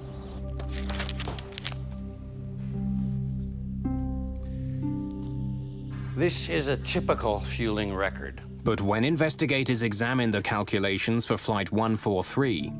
And this is from Flight 143. They look anything but straightforward. The document clearly shows the amount of fuel in the right and left tanks, but investigators are troubled by two particular numbers. One converts volume to kilograms. The other converts it to pounds. He shouldn't have been using both. So did you convert to pounds or to kilograms? To pound? Oh, to kilo. Can I see that again? Further interviews with the technicians and crew reveal that the events on Flight 143 And now I don't know what I did. Were caused by human error involving poor calculations and ultimately inadequate training. Okay, fellas, we've finished with the fuel. The technicians refueling Flight 143 got muddled in their calculations while converting the volume coming out of the fuel truck to the weight of the fuel in the plane's tanks. No one who saw the calculations that day noticed the basic error. In 1983, Canadian ground crews were used to converting the amount of fuel leaving their trucks into pounds. The 767 was the first plane in Air Canada's fleet to have metric fuel gauges. Its fuel should have been measured not in pounds, but in kilograms, which requires a different calculation. Flight 143 needed 22,300 kilograms of fuel for the trip. But pilots and technicians let it leave with 22,300 pounds instead. Because a pound is about half a kilogram, the plane only got half the fuel it required, which explains why Pearson's flight computer told him he had plenty of fuel. He entered the wrong amount of fuel to start with. In the past, the flight engineer calculated the fuel loads. This accident raised an important question. Whose job was it with the two-man crew? Better training is definitely an issue in an incident such as that. If everyone is trained and the lines are drawn as to who's responsible for what, then there's no ambiguity on it. People know what they're responsible for. In this case, it was sort of open-ended. We weren't aware who was responsible for the final say on this field stuff. A subsequent inquiry found that none of those involved that day was trained in metric calculations. Not the ground technicians, not the pilots. I had not received any, neither of us had received any training at all on doing these calculations. The computer that had replaced the 767's flight engineer was broken, and no one knew who should be doing its job. Air Canada 143 was essentially down a man. And the goal is to prevent a recurrence of this particular event. And also, we also find out other systems that might have been either at fault or maybe they could cause a problem in the future, and you do try to prevent recurrence. All right. It took a string of mechanical and human failures for Flight 143 to run out of fuel. But another failure that day may have saved some lives. If the plane's nose gear had not collapsed, it would have taken Pearson much longer to stop. The plane could have slid into the people who were at the strip that day, which would have had catastrophic results. There could have been more injuries or even loss of life. Pearson and Quintel were partly blamed for their roles in the incident. A government inquiry recommended that Air Canada re-evaluate the training of flight crews and ground technicians in metric fuel conversions. It also recommended that the airline keep more spare parts, such as fuel gauge processors. Rick Dion retired in 2003 after a long career as Air Canada's coordinator of maintenance control. First Officer Maurice Quintel was promoted to captain in 1989. Captain Bob Pearson went on to fly 10 more years for Air Canada, his experience at Gimli shaping the rest of his career as a commercial pilot. This experience affected me mostly by making me more relaxed as a pilot, giving me the feeling that as much as I've trained for all those years, that there's always that question about how you're going to perform when the chips are down, and I now have the feeling that no matter what, as long as an aircraft stayed together, I would get it safely back on the ground. And so it's been a relaxing experience. It's the knowledge that you know under stress you can perform. Before that, you don't know. You just hope you will, and you train for it, but you never know. With the things that they had to deal with was magnificent. I think that got proven in the simulator in Vancouver. They tried out this same circumstances with several crews, and they all crashed. Probably the most important thing that came out of it was a realization that when something new is introduced, special attention and training needs to be accomplished for people to be aware what they're dealing with. When we had landed and the airplane was all in one piece, I thought, wow, I got another chance to fly again. Because of a tragedy like that, once you take your deck of cards and fire it in the air, you're truly free. And I guess from that point of view, Gimli could, I find it very difficult to say, but Gimli was maybe almost the best thing that ever happened to me, next to meeting my wonderful wife and marrying her. 2 days after the landing at Gimli, Air Canada's 767 was back in the air on its way to Winnipeg for repairs. A quarter century later, that same plane is still in service, and it still carries the nickname that Bob Pearson earned it, the Gimli Glider.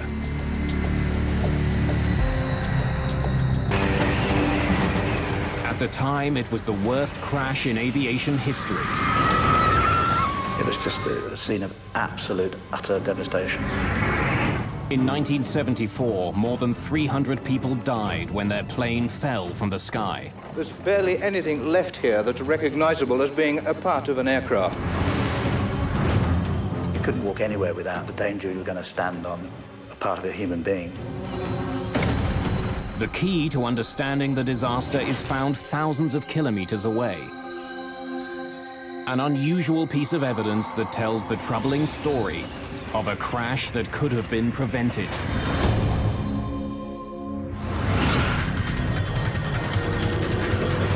Mayday, Mayday.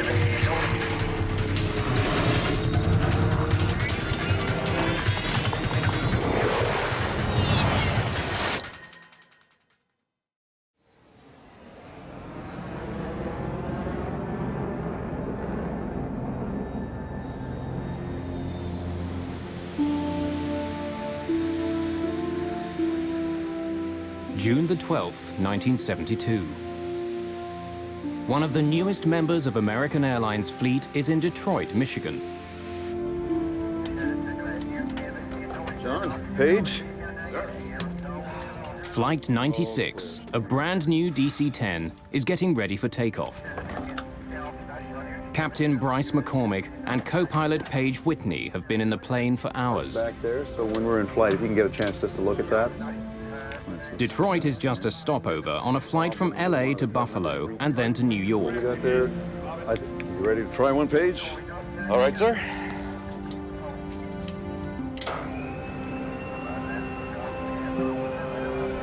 McCormick has flown the plane out from California, but Whitney is going to fly the next leg. Both men want as much time at the controls as possible. Neither one of them has more than 75 hours flying the DC-10. Few pilots have more. There simply aren't enough of the planes in the air. In 1972, the DC-10 had just been introduced. The plane is the latest advance to passenger jets. Its style and its size set it apart from other airliners. The McDonnell Douglas Corporation has spent more than $1 billion developing it. In the late 60s, there was a race going among the three major manufacturers of jetliners, McDonnell Douglas, Boeing, and Lockheed, to see who could get the first jumbo out. So they got really busy on getting this DC-10 into production as fast as they could. And one of the things that they could not suffer were many delays based on some problem with the design. American Airlines is one of the first companies to buy the plane.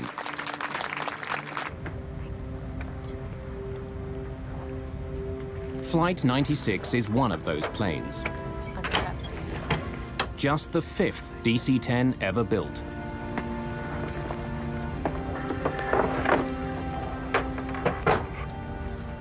Cydia Smith has just been trained to be the chief flight attendant on the DC-10.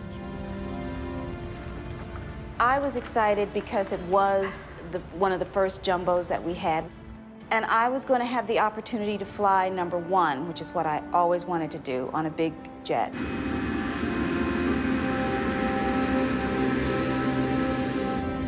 Okay, you got it?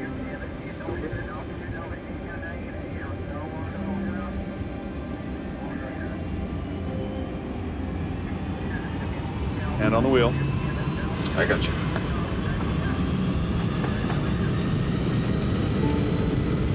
V1, rotate.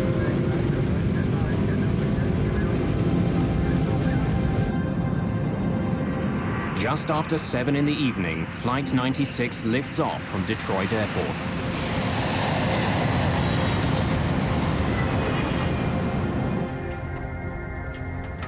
Just minutes after takeoff, the plane is rising easily through 3,500 meters over Windsor, Ontario, Canada.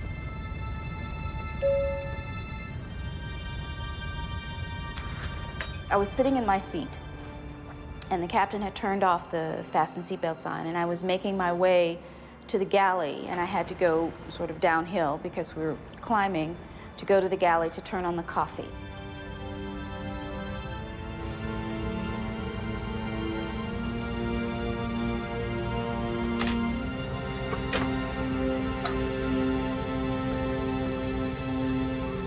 when I punched the coffee and I moved over to one side, that's when it happened.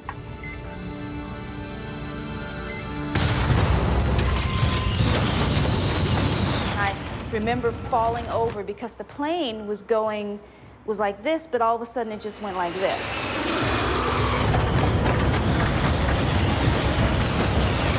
I saw ceiling compartments fall, and I saw things coming out of pockets and everything, and I thought to myself, oh boy.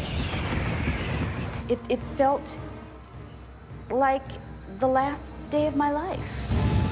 We hit something! We lost an engine here! In the cockpit, the crew is fighting for control of their jet.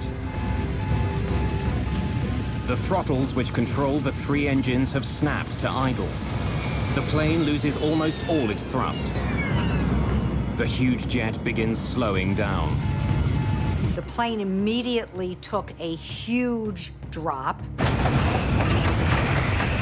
And the next thing that happened was I was hit in the face with a piece of the plane. My husband was frantically trying to find a stewardess to give me something to put a pressure on my face to stop the bleeding. Let me have it! McCormick takes over control of the plane. He and Whitney wrestle the jet level. But Flight 96 has been badly damaged. Have we got hydraulics? No, I've got full rudder here. The rudder on the tail, which controls the direction of the jet, is jammed to the right. That's forcing the plane to swing dramatically in that direction. While McCormick fights to turn his damaged plane back to Detroit, Cydia Smith is shocked to see a gaping hole in the floor of the main passenger cabin. People were asking me, what to do, and I knew that I didn't know what to tell them. Smith has been able to account for all of her passengers. But flight attendant Sandra McConnell is missing. Sandra! Can you hear me? Sandra, where are you? And finally, I saw her come out of one of the bathrooms. McConnell has to cross the hole in the floor to move to safety.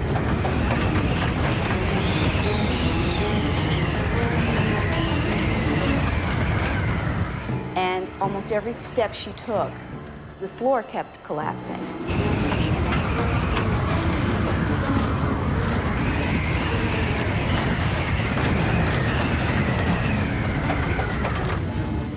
The crew brings up power to the engines on the wings. But the third engine on the tail stubbornly refuses to respond.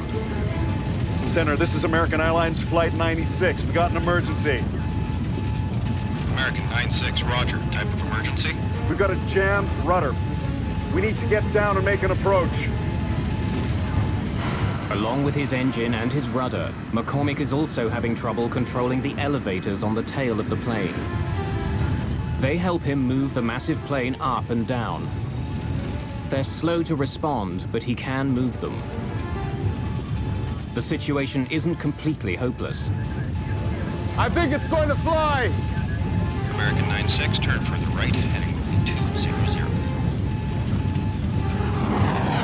Without complete control of the elevators, and with a rudder that's frozen to the right, McCormick has to use his engines to turn the plane.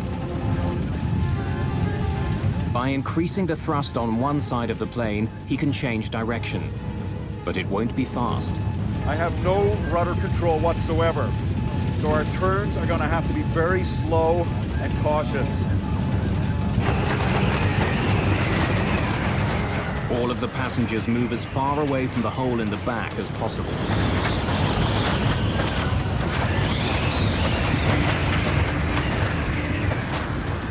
But apart from the cut to Loretta Kaminsky, so far there are no other serious injuries.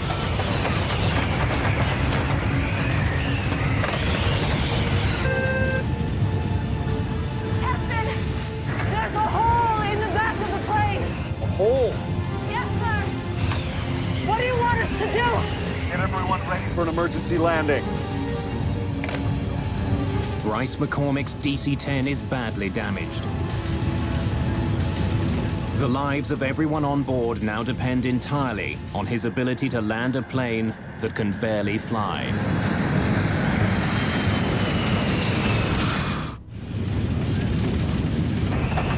With explosive suddenness, a short flight from Detroit to Buffalo has become the most challenging flight of Captain Bryce McCormick's career. He's down an engine, and he can't move his rudder.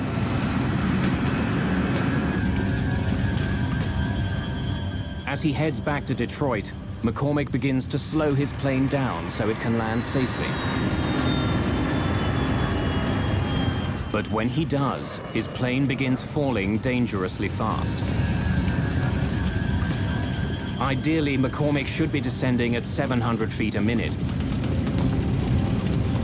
But now he's falling more than twice that fast. 1,600 feet per minute. What's the sink rate?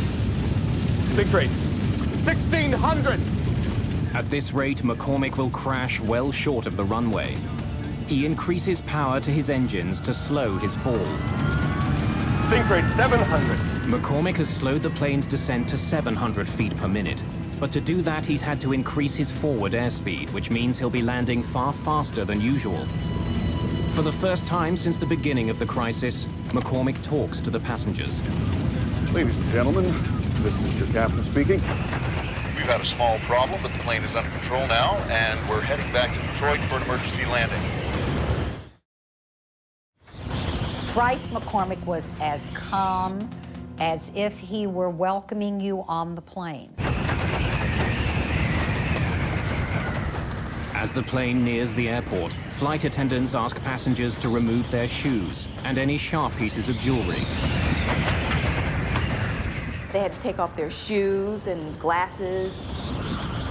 We collected everything in a blanket. Less than half an hour after leaving, the badly damaged DC-10 struggles back to the Detroit airport. The few minutes that it took to get back to Detroit were the longest minutes that I will ever remember spending on an airplane, because we were sure that we were not going to survive.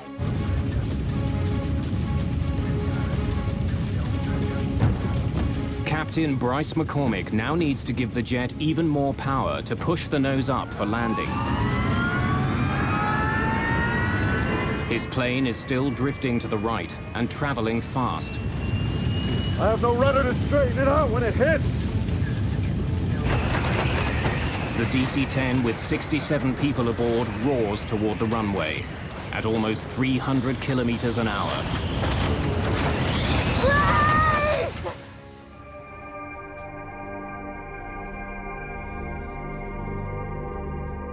The landing was the most frightening part of the entire flight.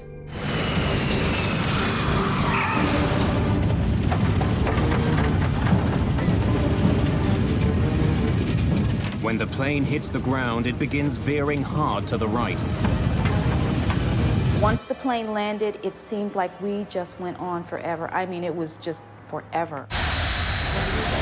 One set of landing gear wheels runs off the runway and through the grass.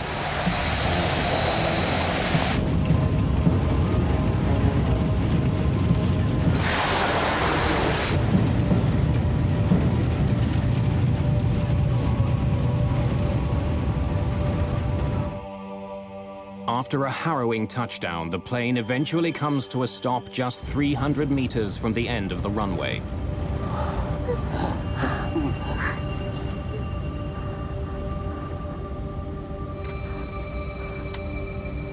Okay. Engines off at your discretion.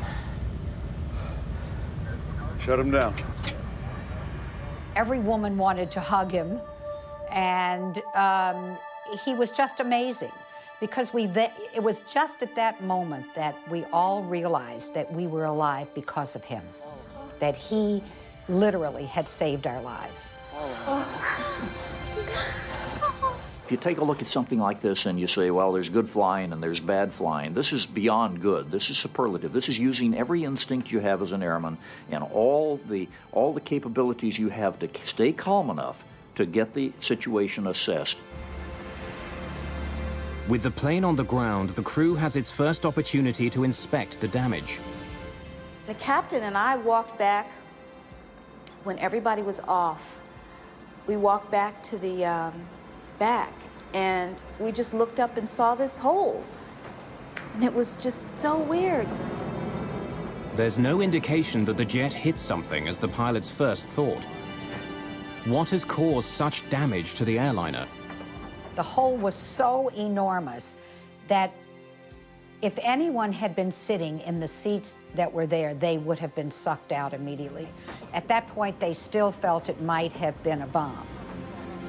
But while the incident had happened with explosive suddenness, no indication of a bomb is found.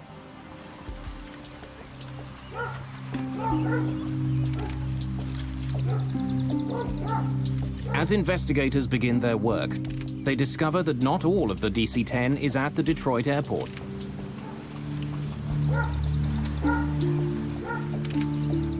A coffin that the plane was carrying in its cargo hold is discovered 30 kilometers away from the Detroit airport, near Windsor, Ontario, Canada.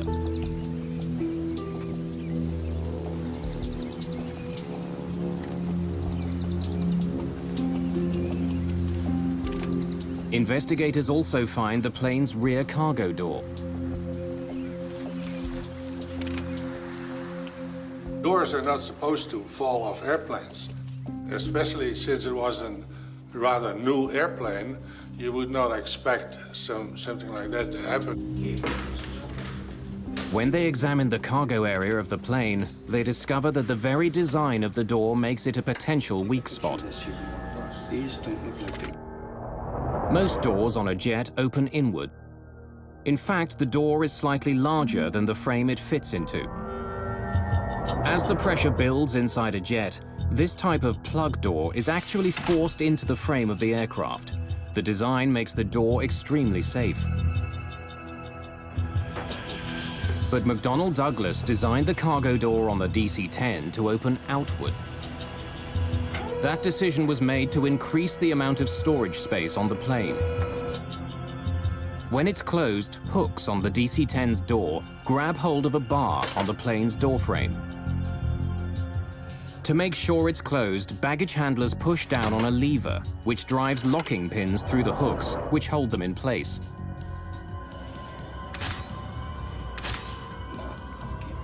When investigators examine the cargo area of the plane, they don't find any structural damage around the door. When they study the locks on the cargo door itself, they find that the latches are not completely closed. And the pins that are supposed to make sure the door is locked are not in their locked position. When we interrogated the cargo handler that closed the door, it became immediately apparent that he used excessive force to close the door. And in fact, he said he had to use his knee to get the door handle to go flush. Investigators make a frightening discovery. It's possible to close the lever on the outside of the door, even if the hooks and locking pins are not in the closed position.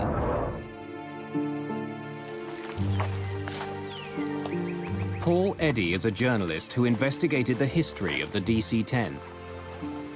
What Windsor showed is that you could actually pull the handle in order to buckle the top fixture so that the handle went home properly, but the locking pins had not gone through the spools.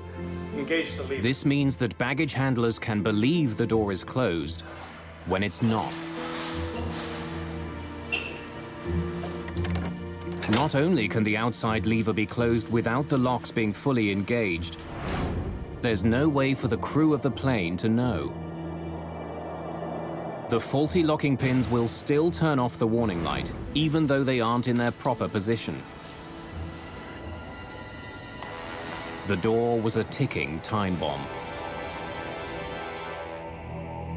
As passenger jets climb, the difference between the pressure inside the plane and the pressure outside the plane grows. If a door isn't properly shut, it will blow out with explosive force.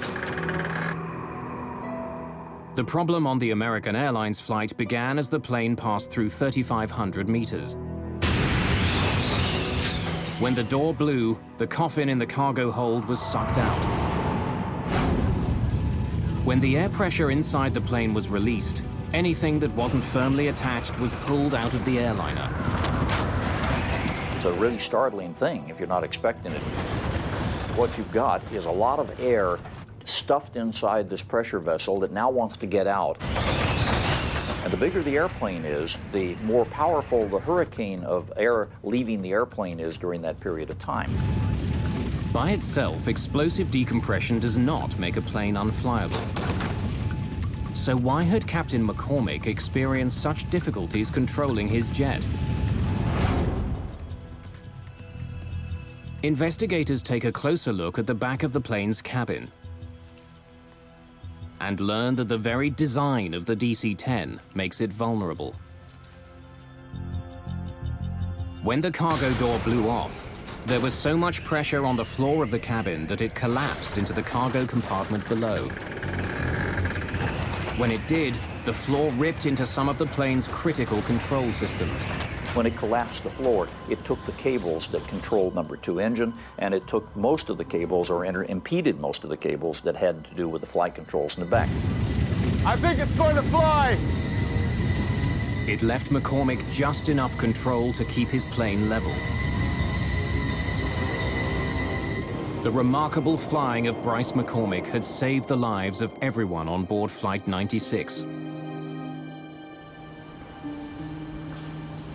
But there was a problem with one of the newest and most expensive planes flying over North America. In the Windsor incident, there was an obvious flaw.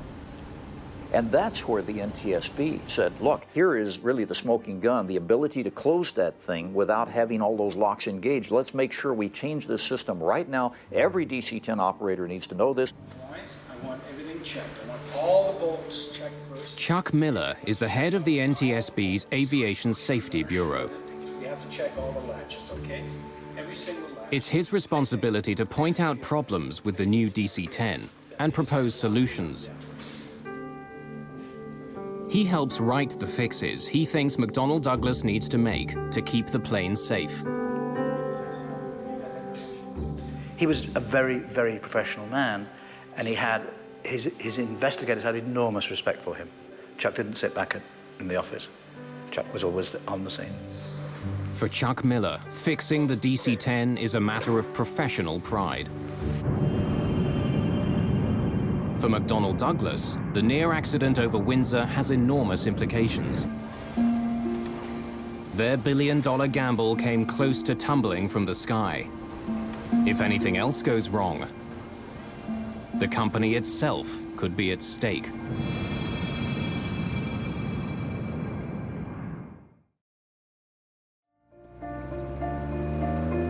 March the 3rd, 1974. A perfect spring-like day in Paris. It's been almost 2 years since a DC-10 came close to crashing near Windsor, Ontario. Now, more than 50 of the new planes are flying around the world. One of them, Plane 29, is owned by Turkish Airlines. Normally, the last leg of this trip from Turkey to England wouldn't be very crowded. But today, the DC-10 is filling up fast. People are squeezing into seats throughout the plane. A strike at a British airline has passengers scrambling for any flight back to London. Wendy Wheel is one of many last-minute additions to the flight. A model, she's returning home after a shoot in Spain. We'd been married for 18 months, and we were about to start a family. I believe the secret of her success for modeling was Not just that she was a very attractive girl and good model material, but she was generally liked by all the photographers because she had such a pleasing, lovely, light personality. With all the new passengers boarding, the flight is a little behind schedule. And it's not only the crew who are waiting. At the back of the plane is baggage handler Mohammed Mahmoudi. With all the new passengers, he's not sure if there are any more bags to load. C'est tout. C'est fini. Bien, j'ai l'affaire. Not expecting any other luggage, Mahmoudi locks the rear cargo door.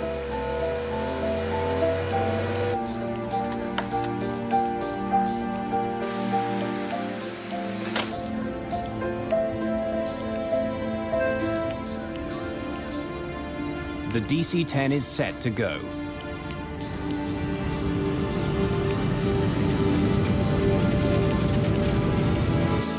Just after 12:30 in the afternoon, THY Flight 981 lifts off into the skies above Paris.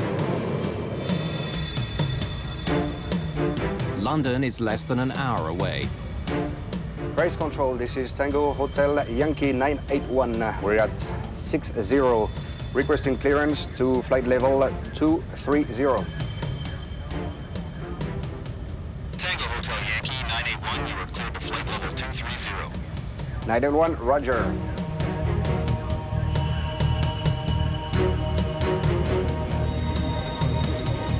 As it flies away from the airport, the DC-10 continues to gain altitude.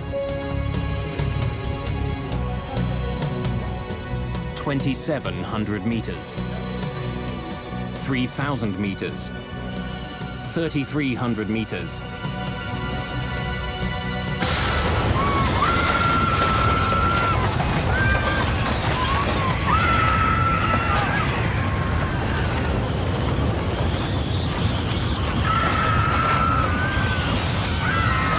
The huge jet shudders and banks to the left.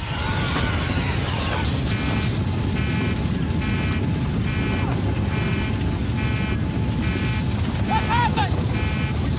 The cabin blew out! Are you sure? Just 16 seconds after the start of the crisis, the crew struggles to save their crippled jet. The nose is pitching down, the plane picking up speed. Bring it up! I can't bring it up! She doesn't respond! Passengers at the back of the plane witness a horrifying scene. 2 rows of seats have simply disappeared. Through a huge hole in the floor, passengers can see the sky over France. 7,000 feet! Hydraulics! We've lost it! The crew discovers that they have no hydraulic power with which to control the plane. Without it, they can't move their rudder or elevators.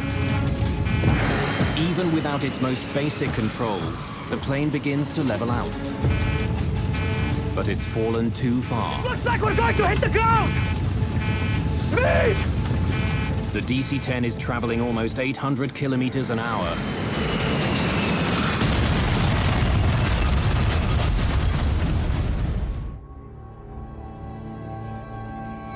The flight from Paris to London never even makes it to the English Channel. Just 9 minutes after taking off, Turkish Airways Flight 981 becomes the worst plane crash of all time.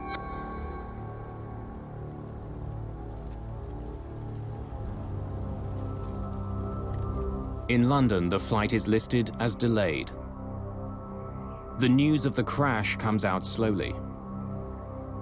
I went to the ticket office kiosk and I asked what has happened to the flight, and instantly the look on the gentleman's face behind the counter told me something was wrong, instantly.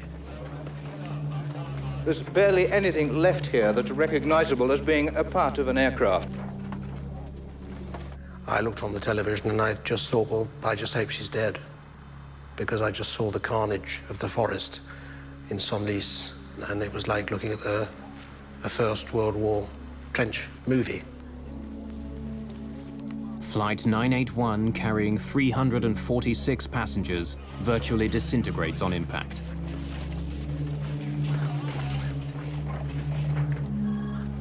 There are no survivors. It was just a scene of absolute, utter devastation. And the litter of personal possessions, electric wires, bits of metal, bits of bodies, just strewn everywhere. I mean, you couldn't walk anywhere without the danger you were going to stand on a part of a human being. I still have nightmares about this, even though it's 33 years ago. Investigators for the French Accident Investigation Bureau are quickly on the scene. My first job was to evaluate the scope of the wreckage and to begin the first investigation on the spot. At first, I was unable to know what has happened. I was just seeing that a terrible crash has occurred and that it will be a very hard work for the investigators. Despite the enormous force of the crash, the black boxes, made of 3 layers of hardened steel and insulation, survived. Their contents could provide valuable clues about the crash. Most of the speculation was that it must have been a bomb, because, you know, you've got a almost brand new, very powerful aeroplane flying in clear blue sky, and it gets to 12,000 feet and falls out of it. Investigators are called to a field 15 kilometers from the crash site. They find a piece of fuselage and 2 rows of seats from the DC-10. Somehow, they fell free of the airliner before the rest of the plane smashed into the forest.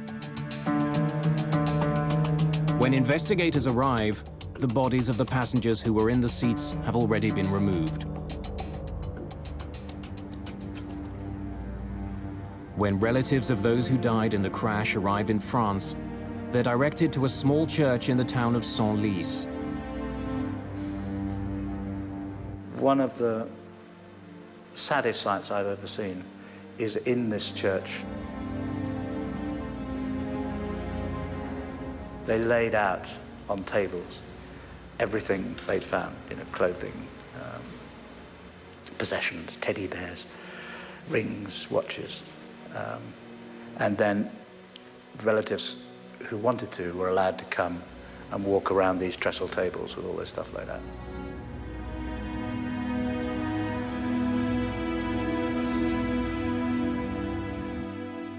They produced a little packet with my wife's wedding ring and rings, engagement ring. It was all pretty battered up, so you could imagine the thoughts that went through my mind.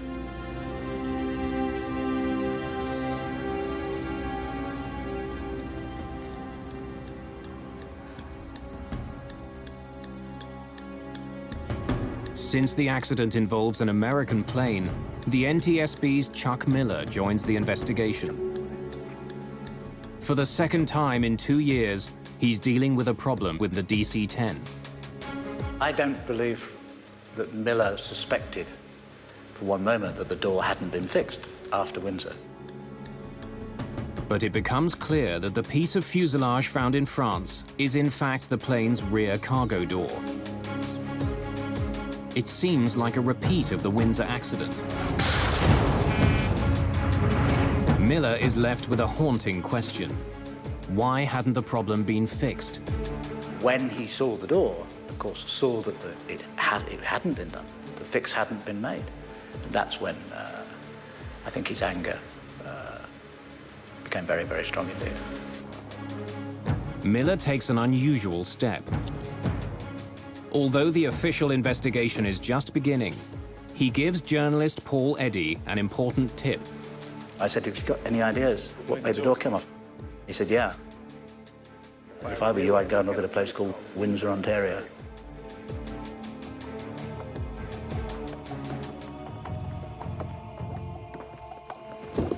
Hello. I'm Chuck Miller. Miller shares his suspicions with the French investigators. Could you please pass these around?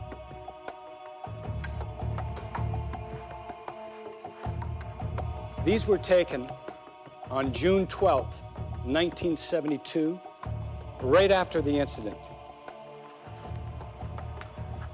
We have asked for the report on the Windsor accident, and our American colleagues were also volunteers to give us a lot of details. Now, we had an American Airlines flight from Detroit to Buffalo have its cargo door blow off.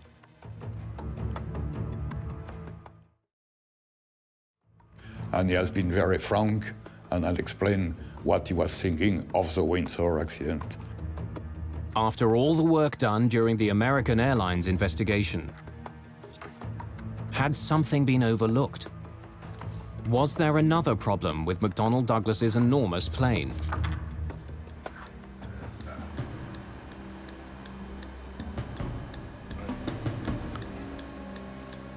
With the information from Chuck Miller, French investigators take a closer look at the plane's cargo door. They make a shocking discovery. There is no new problem. It's just like the American Airlines case all over again. The latches that are supposed to hold the cargo door closed aren't locked.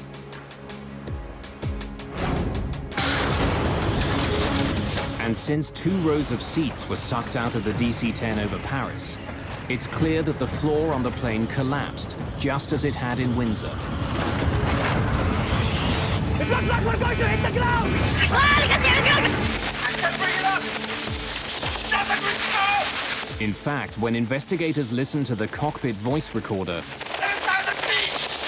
they find that the Turkish flight crew had even less control of their plane than the crew of American Airlines Flight 96. We need to get down and make an approach. I think it's going to fly. Over Windsor, Bryce McCormick was able to recover his plane and land it. But in Paris, all the hydraulic systems were destroyed. We've lost it! The hydraulic fluid helps crews move the rudder and elevators on the tail. Not being able to control them meant the crew couldn't keep their plane in the sky. The basic problem was the Paris flight was much heavier in terms of the number of people on board. The floor, when it collapsed with such a tremendous amount of pressure that it literally severed all the cables and controlled the back. They had no hope after that point. You and each of you solemnly swear that the testimony you're about Shortly after the crash of Turkish Airlines Flight 981, Chuck Miller is back in the United States. Our first witness this morning is Mr. C.O. Miller, Director of the Bureau of Aviation Safety of the NTSB. This time, he's facing questions from American senators. A potentially catastrophic design defect. A special hearing begins to find out how a problem that was identified in 1972 could bring another plane down 2 years later. Of course, our understanding up to this time, they all had been. What you've got to now discover is why wasn't that door fixed? Why would a major, venerable, mighty American corporation deliberately do something like this? Less than a month after the near crash over Windsor, the NTSB had made 2 very specific recommendations. Miller and his investigators recommended that a change be made to the locking mechanism. Engage the lever. They wanted to make sure that it was physically impossible for baggage handlers to close the lever without the locking pins being in place. They also suggested that vents be put into the floors of all DC-10's. This would rapidly allow the pressurized cabin air to equalize without collapsing the floor. But in the 2 years since the accident, neither one of these recommendations was implemented. There is a fundamental problem at the heart of aviation safety, and that has been in the United States for a very long time, and that is that it's the job of the NTSB to discover what's happened and to come up with recommendations as to how to prevent it happening again, but it has absolutely no authority to implement them. The NTSB does not have regulatory authority. They have to turn to the FAA, as they did, and say, we want these things done. And that's where the system went wrong. If the FAA, the Federal Aviation Administration, issues an airworthiness directive, planes are pulled out of service until the proper fix is made. But as serious as the problems on the DC-10 were, no airworthiness directive was ever issued. A so-called gentleman's agreement between the head of the FAA and the head of McDonnell Douglas stopped it from happening. The gentleman's agreement is the root cause of Paris. There is no question that if an airworthiness directive had been issued, as it should have been after Windsor, Paris would not have happened. It was an entirely avoidable accident. McDonnell Douglas assured the FAA that it would fix the problem voluntarily. An airworthiness directive would cast a shadow on the still fledgling DC-10. The last thing in the world you want is for the public or any of the airlines who are going to be operating these airplanes to think, oh, maybe there's some flaws in this bird. And so an airworthiness directive, especially one that requires you to go back and re-engineer something, is a really horrific thought for a manufacturer. McDonnell Douglas did make changes to the way the cargo door was built. A peephole was cut in the bottom of the door so baggage handlers could see if the locking pins had engaged. Several warning signs were also attached to the plane's door. The company also made other changes to the DC-10. These included increasing the length of the locking pins and attaching a plate to the inside of the door. This plate would make it physically impossible to push down the lever if the door wasn't properly locked. But each of the proposed fixes had its own problem. Many baggage handlers didn't know what the small window in the door was for. And the baggage handler in Paris read and spoke 3 languages, but not English, the only language in which the warning signs were written. The support plate that was supposed to be installed in the door was never attached to the jet that crashed in Paris. Papers confirming the completion of the work are also uncovered. But no matter what the paper trail says, the fix was never made. Again, the problem is you don't have an independent FAA inspector coming along to look and see it and then put his stamp on it because it wasn't an airworthiness directive. In the years following the Turkish Airlines crash, an enormous flurry of lawsuits are filed in California. The tragic story of the DC-10 has one more surprise in store.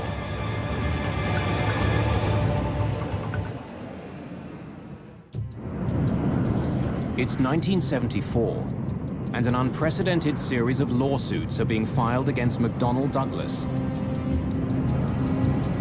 The families of those who died near Paris want someone held responsible. As time went by, I learned more and more about what actually happened and realized that it was not an accident as we would call an accident. It was totally avoidable. My goal was to expose these people. In the weeks leading up to the trial, lawyers who are involved in the case have access to the entire history of the DC-10's development. They're not the only ones who pore through the evidence. So does journalist Paul Eddy. We were determined to get to those documents and that testimony. Somebody gave us a key to the depository where the documents were, and so at night we would go in and then had a huge accumulated pile of documents to go through in order to find out what they've been up to.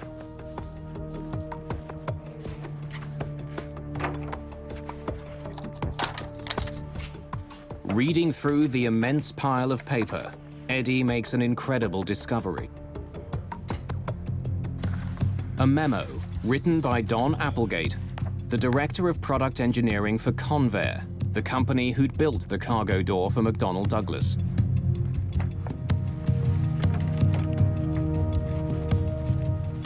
I think the point when we knew we got them was the Applegate Memorandum that specifically pre-warned this would happen.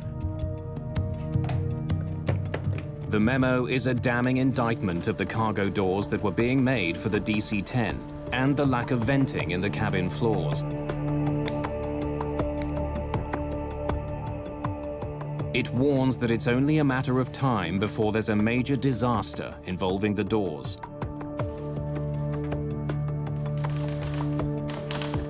The airplane demonstrated an inherent susceptibility to catastrophic failure when exposed to explosive decompression of the cargo compartment. The memo, written just weeks after the near disaster in Windsor, recommends that immediate changes be made to the DC-10 cargo door. You know you've got them. You know you've got them because you know they knew. During the court case, another chilling find is made. Not only did McDonnell Douglas know about the problem after Windsor, they knew during the development of the DC-10. 4 years before the Paris crash, 2 years before Windsor, the cargo door failed during a pressure test. The company knew there was a problem, but the fundamental design of the door stayed the same. I could not believe a large corporation, McDonnell Douglas at the time, could do such a thing, could risk our lives, ordinary people's lives, for the sake of money. Well, in aviation, it's called tombstone technology. In other words, we always have the balance of money. And unfortunately, over the years, it has been true more times than not that we have had to wait until we had enough people die in an accident to say, you know, we really are going to have to spend the money over here.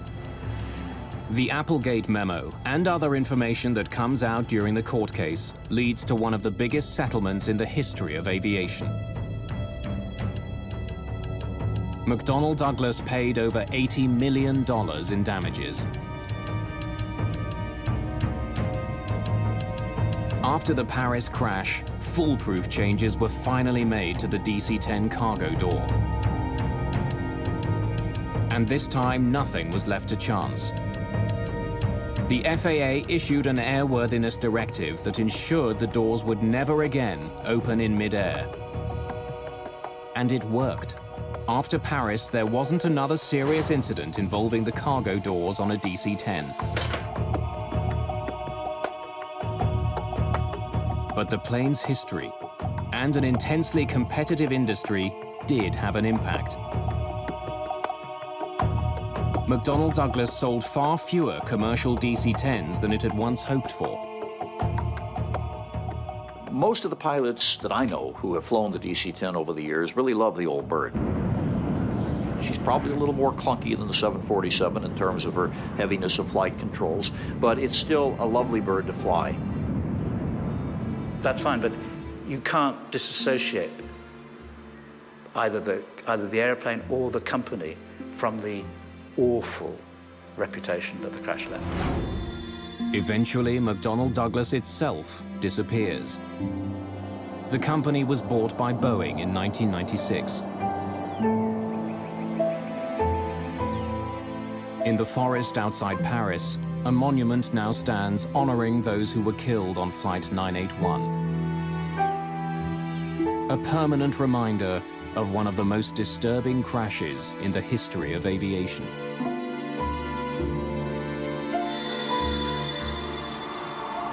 You never forget. And I've gone on to lead my life for 30-odd years, but I've never forgotten.